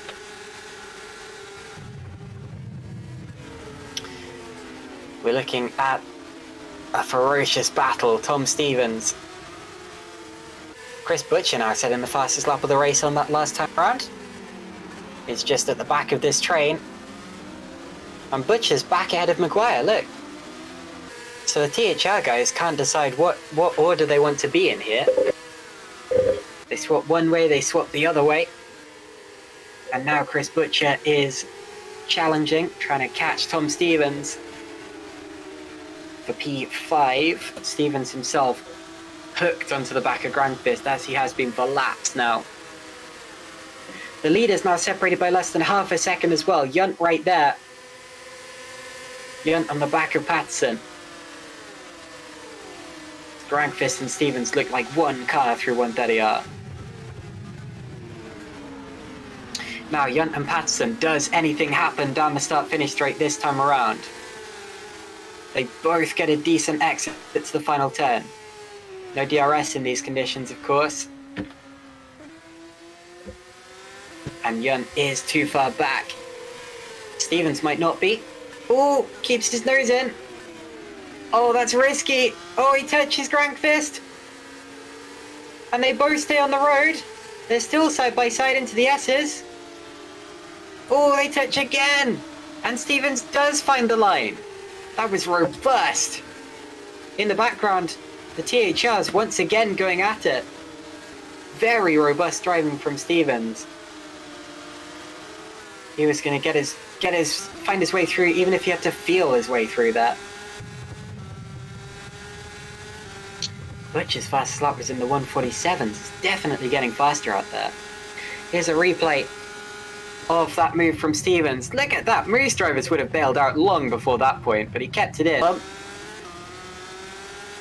And then bump again on the exit of turn 2. And he made it. Oh, that would have made his heart race like a rocket. My goodness.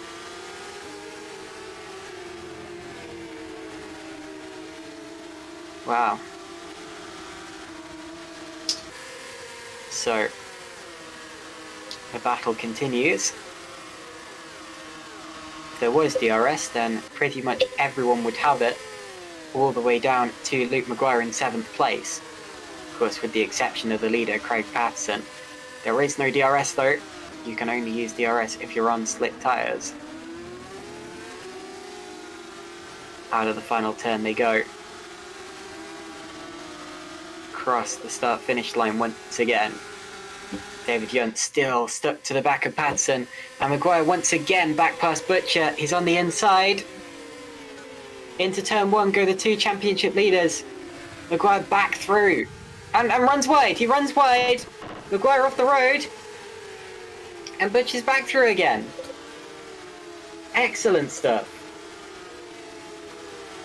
And it's been a big crash further back for George Sutton. His car absolutely totaled. I think that one happened in 130R that last time around. Yes, it did. A huge loss of control and he smashed into the barriers. Lucky not to come back into the side of another car. Here it is. Watch how close the other cars get to him as he bounces back onto the road, actually. It's a bit of a scary one here. Oh, twitch and slam. Wow. Yeah, really glad no one else was involved in that one. Casper Michlas just pitted, presumably for damage. This guy looking rather uncontrollable, even as he rejoins the road. On inters, now that's how he went out in race 1. Well, I wish him better luck this time. Owen Phil Haugsbeck is also out of the race, so he's retired from both races now. Obviously struggling in these conditions, and it appears to have been a standard retirement to the pit lane. Probably the first time we've seen that today. All the other accidents have just been plain old crashes. Look how close Yunt is getting now to the back of Craig Patterson's car. I think Frelick just made a little mistake through 130R because I saw a yellow flag and now Frelick has lost a place to Ragosa. Here comes Yunt, here comes Yunt, he's gaining. Around the outside of Craig Patterson he goes. And through he goes into the lead. But he runs wide, they're still going to be side by side on the exit and a big twitch and Yunt loses out. And Stevens coming through. Stevens has just passed Kardash as we were speaking. They touch now. Further back, Frelick gets back past Ragosa. So it's Patterson, Yunt, Stevens, Kardash, Grankvist the top 5. Butcher's still ahead of Maguire and then Frelick got back past Ragosa. Wow. Okay, here's a replay. This is on board with Tom Stevens. I think Ragosa's about to make a mistake. Big twitch, maybe? Oh, and I tell you what, Frelick's just made another mistake. Looking at dropped back to 9th place behind Ragosa. And he had a brilliant save, actually. Went all the way through the gravel at the Degners and somehow managed to keep it out of the second gravel trap.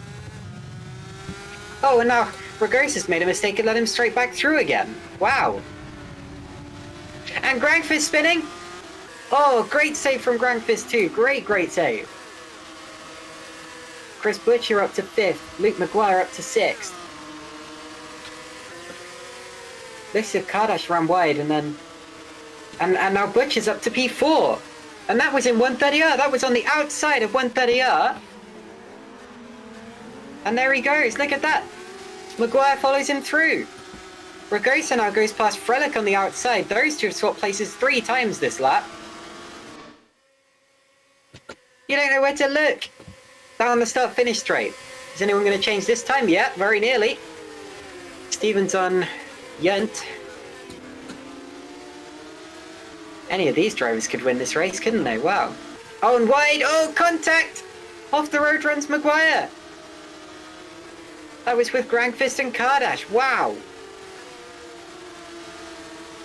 And where's Butcher? He's up to 4th. This is amazing stuff. Drivers crashing into each other, spinning all over the place, going through. Here's Frelick. This is in one of his moves on Ragosa. There we go. Ragosa takes a big twitch and Frelick goes through. He's now back behind Ragosa again due to a mistake in turn 1. This is Grangfist. This is his half spin, I think. Yeah, there we go. Oh, he's lucky not to have taken out either of the THR guys there. Got so many replays saved because so much happened just then. Butcher around the outside of Damien Kardash. As we're talking, David Yunt's made a mistake. David Yunt made a mistake and Tom Stevens has gone through in Spoon Curve. So that's a change for 2nd. He missed the 2nd apex and through goes Tom Stevens. This is a chaotic few laps of this race. And Heis Sonneveld and Kasper Mikulak are now out. So more retirements taking place. What a couple of laps. We've just missed Yunt's mistake there, but he missed the 2nd apex at Spoon. And dropped behind Tom Stevens. Luke Maguire now ran the outside of Damien Kardash for P6. Are they going to come together? Well, they've still got the S's to go. Sort it out, guys. They do. No, they don't. Look at that. They're still side by side. Luke Maguire, P6. Excellent. Whoa.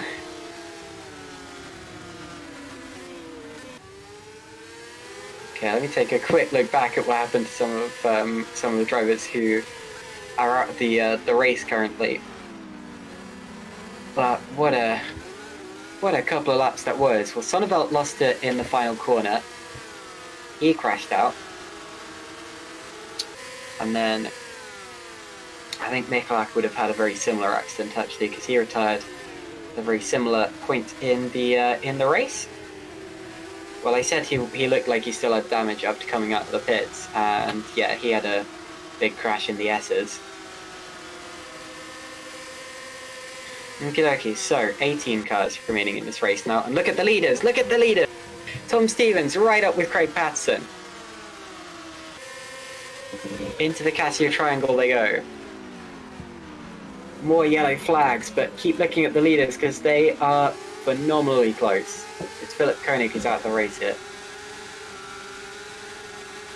Stevens gets a good exit. He's gaining. Will he find the outside? Yeah. Switchback?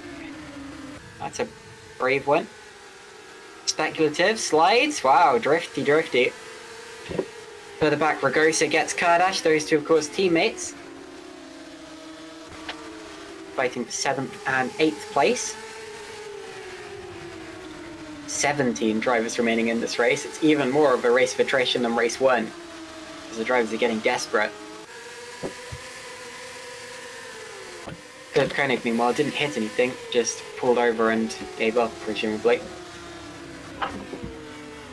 Keep looking at these leaders. They are putting so much pressure on each other. It's 4 for the lead here. Patterson, Stevens, Yunt, and Butcher. Who do you think's going to win this race? Leave your predictions in the comments.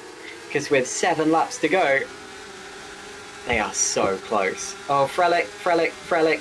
Oh no, he's bounced off the barriers. Frelick was running 9th, so that puts Isaac Morris into the top 10 now. I was at the second deck. Degner, and Yunt's now lost third. So Yunt ran wide. Chris Butcher up to third. It looks as if Patton and Stevens were running equally wide, but Yunt, I think, got off worst out of it. Now, Frelic's incident happened because he got on the damp patch and then accelerated. He's down to 13th. Here are the leaders once again. Into the Casio Triangle. Stevens takes a look. Goes for the switchback. Who gets the better exit here? Are any of them going to twitch? Little twitch for Stevens. Here we go. We got a slipstream chain despite it being soaking wet. Into turn one they go.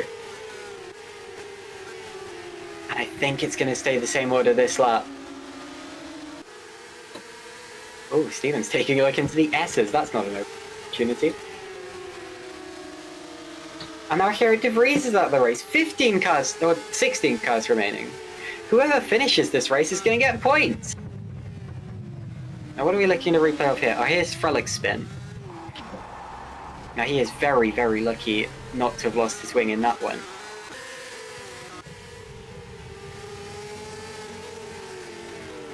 Oh wow, so he's now down into 13th place. De Vries spun coming up the hairpin and decided enough was enough. Yeah, only 16 cars remaining in this race now. 15 of those on the lead lap. And 4 of those, maybe 5 of those now, because Jan Grankvist's getting involved. 5 of those look bumper to bumper, wing to wing, for the lead of this race. For the eventual win, presumably.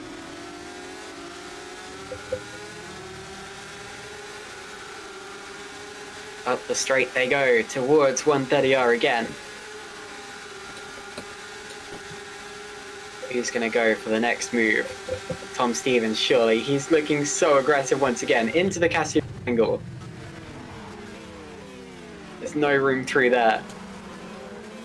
Butcher gets an excellent exit, as he would do.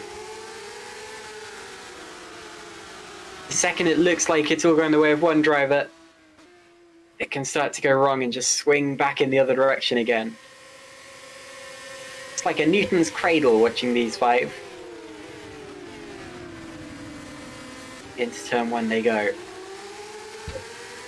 Stevens doesn't even mind that it's the exit of the corners where he's sticking to the car in front. He puts pressure on him anyway. Vincent gut spins out of 9th place in the gravel, but recovering. Through goes Isaac Morris, so Menno Klont, who's busy fighting with Moritz Krop. Did gut touch with Morris maybe, because he was right there on track with him. Well, they went side by side into turn 1, but it looks as if Gut just went off trying to avoid Morris, potentially. So no fault of Isaac's. Here's a replay of that one. Now Isaac's already up his inside. I know you can't see it, but there he goes. And around goes Gut. So he's now down into 12th place from 9th. Back up to the leaders. 5 laps to go after this one.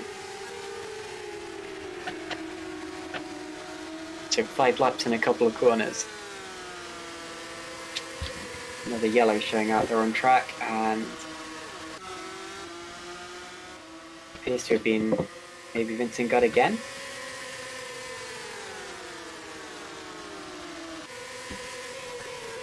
Yes, had a brief half spin coming up the hairpin. Oh, who's that? Change up the front, and that was Patterson running wide. So Patterson ran wide. And now Yunt and Butcher went side by side, and it looks as if Butcher's got third. They're still side by side down the straight. Look at Grankvist. They're 3 wide almost. Grankvist up the inside. Grankvist through to third.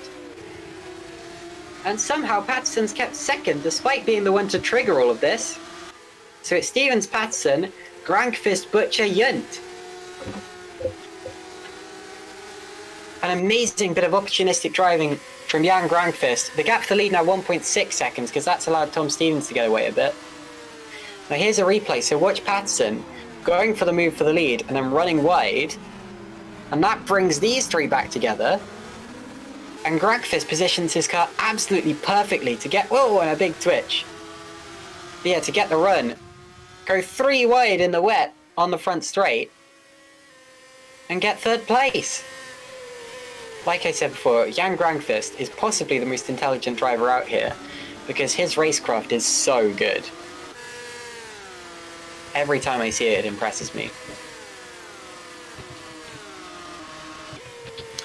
I wish all drivers could aspire to be more like Jan Granqvist, actually. His style of driving is exactly what we need more of in GPVWC. Sim racing in general. Let's see if he can go after Craig Patterson. Up the straight they go towards 130R. And then the Casio triangle. Stevens really is getting away now, 2 seconds in advantage. Isaac Morris is just past Damien Kardash for P8. Onto the straight, and he moves this time. Chris Butcher maybe, lining up Jan Granqvist again. Granqvist himself lining up Patterson.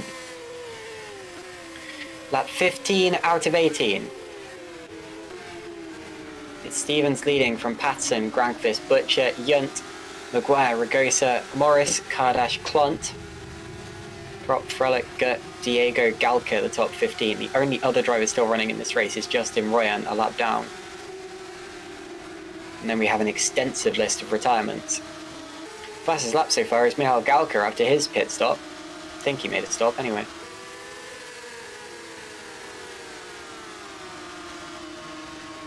And Galka's on intermediate tyres, although he's just missed the chicane. And that's because he's missing his front wing. So Galka was obviously quick, but not very under control. And that was coming into 130R that he lost it. Looks as if he just went straight on.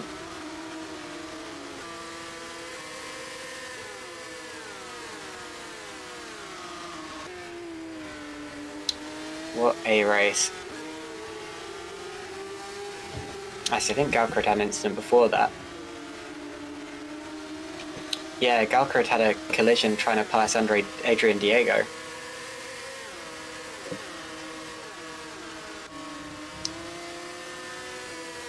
So, the race continues. The 5-way race for lead, which is very quickly turning into a 4-way fight for second. Actually, a 5-way fight for second, because Luke Maguire's caught them now. It's just as exciting, but now Stevens has the advantage. Is beginning to pull away. Here comes Granqvist on Patterson. Towards turn 1, Granqvist to the outside. That's where the grip is here. That's where the grip is. Ooh, Patterson keeps it. Granqvist just couldn't turn in because there was a car there. Oh, and a mistake from Patterson. So Granqvist gets another opportunity, but he touches the grass. Butcher needs to stick his nose there, come on. Now Butcher's making slides. Not sure why my timing screen's telling me that Granqvist briefly got ahead of Patterson, because it looks as if they're very much still. Patterson second, Granqvist third. Slide for Butcher. Yunt with the run out the second Degnet towards the hairpin. Only really one line through there. Everything else is wrong in these conditions. Stevens now leading by 4 seconds. Everyone behind. Is their tyres going off or what? Stevens just flying right now. We're on lap 16 out of 18. Oh, and someone's going wide, and that was David Yunt that time. Yunt runs off. Maguire through to P5. Can Yunt catch back up to this train of cars, or is he out of the race for second? Into the Casio triangle we go. Patterson, Granqvist, Butcher, all jumping over the curbs, taking slightly different lines, slightly different exit speeds. Onto the straight. If someone's going to go for it here, it's going to be Butcher. I don't think he's close enough. 2 laps remaining, this one and one more in this race.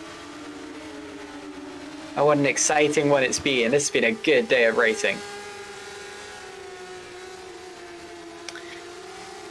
And even though Butcher is going to have finished ahead of Maguire in both races, if they finish like this, I still think Maguire is potentially coming out of this round as the biggest winner, because at this point, Butcher really needs to start pulling in the gap faster than that if he's going to win this championship.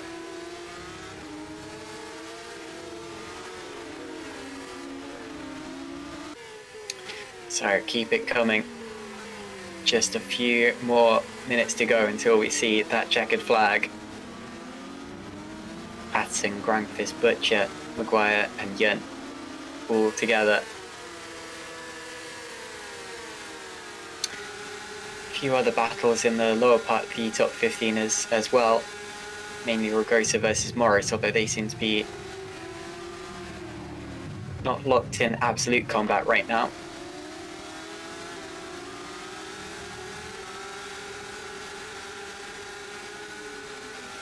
Up the straight. Michal Galka is still in this race despite those pit stops and those mistakes, so props to him for continuing. Which are getting such a run on Grandfist. Oh, and they lap Ryan. Startled me a little. Oh, no, that was Luke Maguire's ahead of Butcher. Sorry, I missed that. Meanwhile, Damien Kardash has had an accident. He's missing his front wing. But look at this. This is Butcher and Maguire once again. Maguire fending off Butcher on the last lap of the race. Actually, no, it's... Why is it saying lap 17? Did that last lap not count?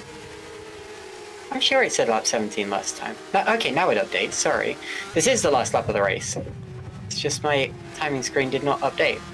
Well, here's what happened to Butcher. Oh, that's a costly mistake. Both in terms of the race and in terms of the championship. You really needed to start pulling things back now. Kardash no one to enters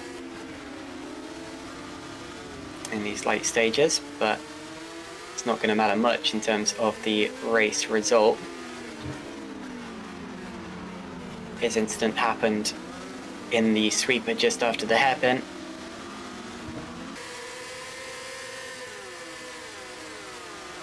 Puts Moritz Krop into the top 10. So towards the end of the race we go now. Looks if Tom Stevens has it in the bag. Bit of a slide for Luke Maguire. Might not be over further back, but I think Tom Stevens is okay now. Just going to quickly check that Maguire doesn't pass Grandfist into 130R. Okay, out through the final couple of corners now comes Tom Stevens. He's pulled away, he's taken the advantage. Oh, and contact further back for Grandfist, but we'll get onto that in a second. Tom Stevens wins in Suzuka. Patton's going to be second. Grandfist holds on to third. And behind him, Ragosa's touching. Ragosa with Morris. Bang, bang. Whoa, and they spin across the line.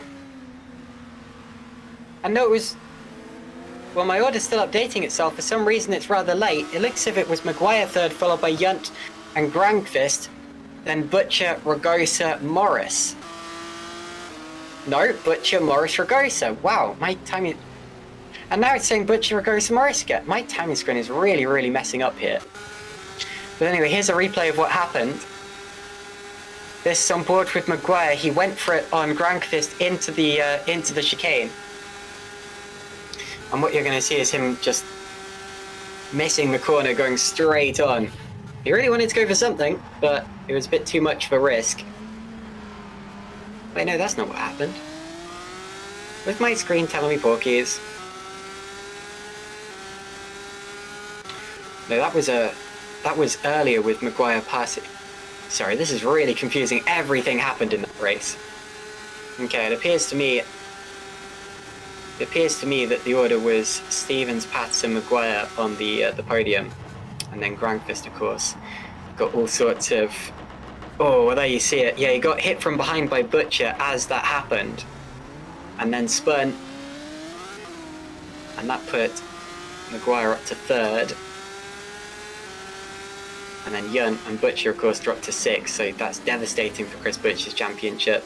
Butcher came together with Ragosa in the final turn, and they spun and crashed across the line.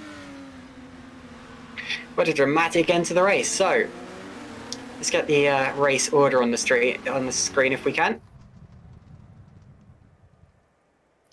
And there you see the unofficial results of this extremely exciting, extremely action-packed race here at Suzuka. Tom Stevens first, followed by Craig Patterson, Luke Maguire, David Yunt, Jan Grangfist, Chris Butcher, Isaac Morris, Alexander Ragosa, Manu Plon, and Moritz Kropp. And Shimon Frelick, Vincent Gutt, Adrian Diego, Damien Kardash, and Michal Galka, and outside of the points, Justin Ryan. And then, of course, the retirements, the lengthy list of retirements here at the Prix: Philip Koenig, Gijs Sonneveld, Casper Michalak, George Sutton, Owen Andrekville Haugsvik, Scott Sovic, and Ruben Machete. Right, we can now talk to some of the drivers involved in those chaotic and crazy races there. Let's start off, will we, with Craig Patterson, who finished 2nd in that second race. Craig, are you there? I am here. Hello. So, Craig, the second half of the season has been going pretty well for you, and today, not bad at all. Good results in the first race, and 2nd place in race 2's got to feel sweet. Yeah, feels really good. The start of the launch off the line, I'm still speechless of how well that went to get through the middle of Kardash and Yunt. Thankfully, they gave me just enough space. But yeah, I always knew it was going to be try to hold on to the position, obviously with the faster guys behind, and obviously eventually Stevens just put me under too much pressure. I locked up going into the last chicane and had to concede. But yeah, thankfully managed to keep Granquist, Yunt, Maguire, and Butcher all behind for the rest of the race. Thankfully.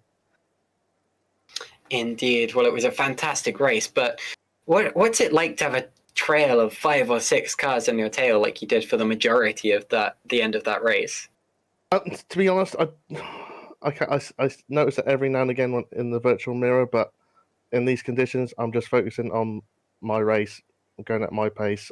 If I push it too hard, I know I'm going to make a mistake. And the important thing is keeping all 4 tyres on the track and finishing. And yeah, I know I'm not the quickest, but you still got to do what you got to do to be there. It's a good way of doing it. These conditions are very, very tough. I want to interview quite a few people today, actually. So I'm sorry to have to cut this one short, but Josh is hoping to get interviewed. Wink, wink. Nudge, nudge. Indeed. Well, I really appreciate the chat, and I'll see you next time. Yeah, see you later. Okie dokie. We will get into Josh Downer towards the end. I keep promising him that I will. Anyway, let's take a look back to race 1 briefly. It had a strange finish. Chris Butcher, what happened? We were just going for a photo finish, and it didn't quite work. So I presume the plan was for you to hang back from Luke Maguire and finish just in a very close staggered finish. Yeah, that's what I was trying to do. Anyway, I didn't think we'd quite muck it up like that, but there you go. Did Rubens Barrichello cross your mind at all? A little bit, yeah. Me and Luke had a really good battle in that race. It took sort of a bit of time for us to get into it. I dropped back at the beginning, but my pace was really strong at the end. Not really sure why, because we were both on similar levels of tyre wear. So, yeah, it was good to battle with him. Shame I couldn't actually pass him, but yeah, good fun. Your car was so fast in those conditions. You dominated that first race. What were the conditions like for you? Do you know what? Right, we had a really good dry setup, and then we joined the race server, and it was really wet, and we're like, oh my god, we're in trouble here. And we didn't really have time to put a setup together, to be honest with you. So we just we made some changes that we thought would work, and ended up working really well. So yeah, it was quite it was quite nice to drive. It was on the limit and it was good fun. But in the second half of the race, it just came alive. It was just like the track was just as wet, but it was like there was twice as much grip. It was pretty good. Amazing stuff. What happened at the end of race 2 there? Well, with Jan, you mean? Yeah, there was a collision. Yeah, so Luke went for the dive on Jan, and I think he made a clean move and fair enough. And I braked at my normal point and just didn't expect Jan to be so slow. I think he was going for the cutback, to be honest with you. But in those conditions, once you commit to the braking point, that's it. I couldn't. In my view, I couldn't really have expected him to be that slow when I got to the corner. But I've apologised to Jan. I hope he doesn't feel too bad about it. But yeah, just one of those things, unfortunately. Okay, well, thank you so much for talking to us, Chris, and good luck in future races. Thank you. So that was Chris Butcher, technically the winner of race 1. I'm going to quickly ask Luke how he feels about it. Luke, you there? Yeah. Hello. So, race 1, we've already asked Chris about it. We already know what happened. Are you disappointed? No. Not really. Fair enough. Well, Yeah. I'm sure in a lot of people's eyes you won that race. Do you feel like you did? Oh yeah. No, it was just a fun race, and I'll just say it was an early wedding gift to Chris because he's gonna miss the last round. So Oh, okay. it That's wasn't. such a shame. That's going to cost... Yeah. Oh, well, do you think you've pretty much won the championship then? Oh, I don't want to say that now, but yeah, I just it's Chris is gonna miss one round, so I think doing that for the team. Nice. Well, in little that case, I think you've pretty much mathematically wrapped it up now. Oh, that's such a shame. I would have loved to have seen a final round battle. Yeah, so maybe I ruined it. I ruined it a little bit, maybe. No, it's more that sadly Chris can't make it, so I guess that ruined it. But anyway, thanks for letting us know. I do want to move on to some other people, but thank you for dropping in quickly, and congratulations on what I'm sure feels to you like a victory in race 1 there. Yeah. Thanks very much, Caitlin. See you later. Okay, so that was Luke McGuire. From one race winner to another, Tom Stevens, you there? Great stuff. You looked very quick in race 2. It was all about getting through the traffic, and once you did, how did it feel to be out in front like that? Well, race 1 there wasn't quite the pace, but THR, well, just got to... Luke and Chris are just mental how fast they were in that first race, and I kept saying to Isaac and Mark, I was like, when are these guys going to pit? Keep me updated. And then they just never pit like we did and over. So yeah, but then race 2, it's just all about getting ahead of the cars in front, because ultimately I knew the pace was there, but without DRS and with the dirty air and with the spray, even though it just reduces visibility, but it's just so hard to get past. And I noticed I had a bit of a straight line speed deficit on some of the other drivers, and yeah, I had to go for some ambitious moves out there, otherwise it just wasn't going to work. And GG to Grankvist, Patterson, and then everyone at the front there. That was such a close, hard, fair race, and yeah, that was just felt really good. Yeah, There was some fantastic racing out there. It was so close. How do you keep your nose clean in conditions like that? luck. Well, you just got to try and keep the extra space, but then every now and then you have to go for a gamble, and sometimes it doesn't pay off, but when it pays off, it really works a treat. So everything just fell into the right place today. Fantastic. Anyway, congratulations and thanks for speaking to us. Thank you very much. Okie dokie. I will now bring in Josh Downard, because every week I say that I'm going to and then I don't. Josh, how are you? Hello, I'm very happy to be here. Thank you. Fantastic. Sorry that I never seemed to bring you in, but after your podium just then with Craig Patson, you must be feeling pretty good. Yeah, definitely. I mean, see, I guess Silverstone was the main one with Craig, of being his first podium in GPV in general. And obviously that one was a winner. Now he's got all three steps on the podium. So having a very good season. Just very happy with it, yeah. Fantastic. And how much work do you do with your drivers and the setup and stuff coming into rounds like this? A It depends. I mean, I'll be honest. I don't really know as much myself about setups as they do. They're the ones that actually know what they're doing. So I just sit back and make sure they're doing it. um, but yeah, I mean, done a lot of practice going into this round. We've had reserve driver Lexo doing a lot of practice as well. He's helped out a lot because up until this morning, Moritz wasn't even sure if he'd be able to race, being ill kind of the last week or so. So yeah, really, everyone's kind of been helping out, and we've got the reward for that. Is that why Moritz struggled so much today? Yeah, I think he'll be part of it. He was just struggling with his setup a little bit. I think saw it in Austria as well. I think these conditions are very tricky for anyone, but it just doesn't seem to suit his driving style maybe quite as much. But for race 2, he made a few setup tweaks, and obviously had start wasn't ideal. Got caught up in the lap 1 crash, but made his way through from there and made up, I think, 14 odd positions overall to get points. So very good for him as well. Okay, well, thank you for talking to us, and you finally got your interview. I know. Thank you very much.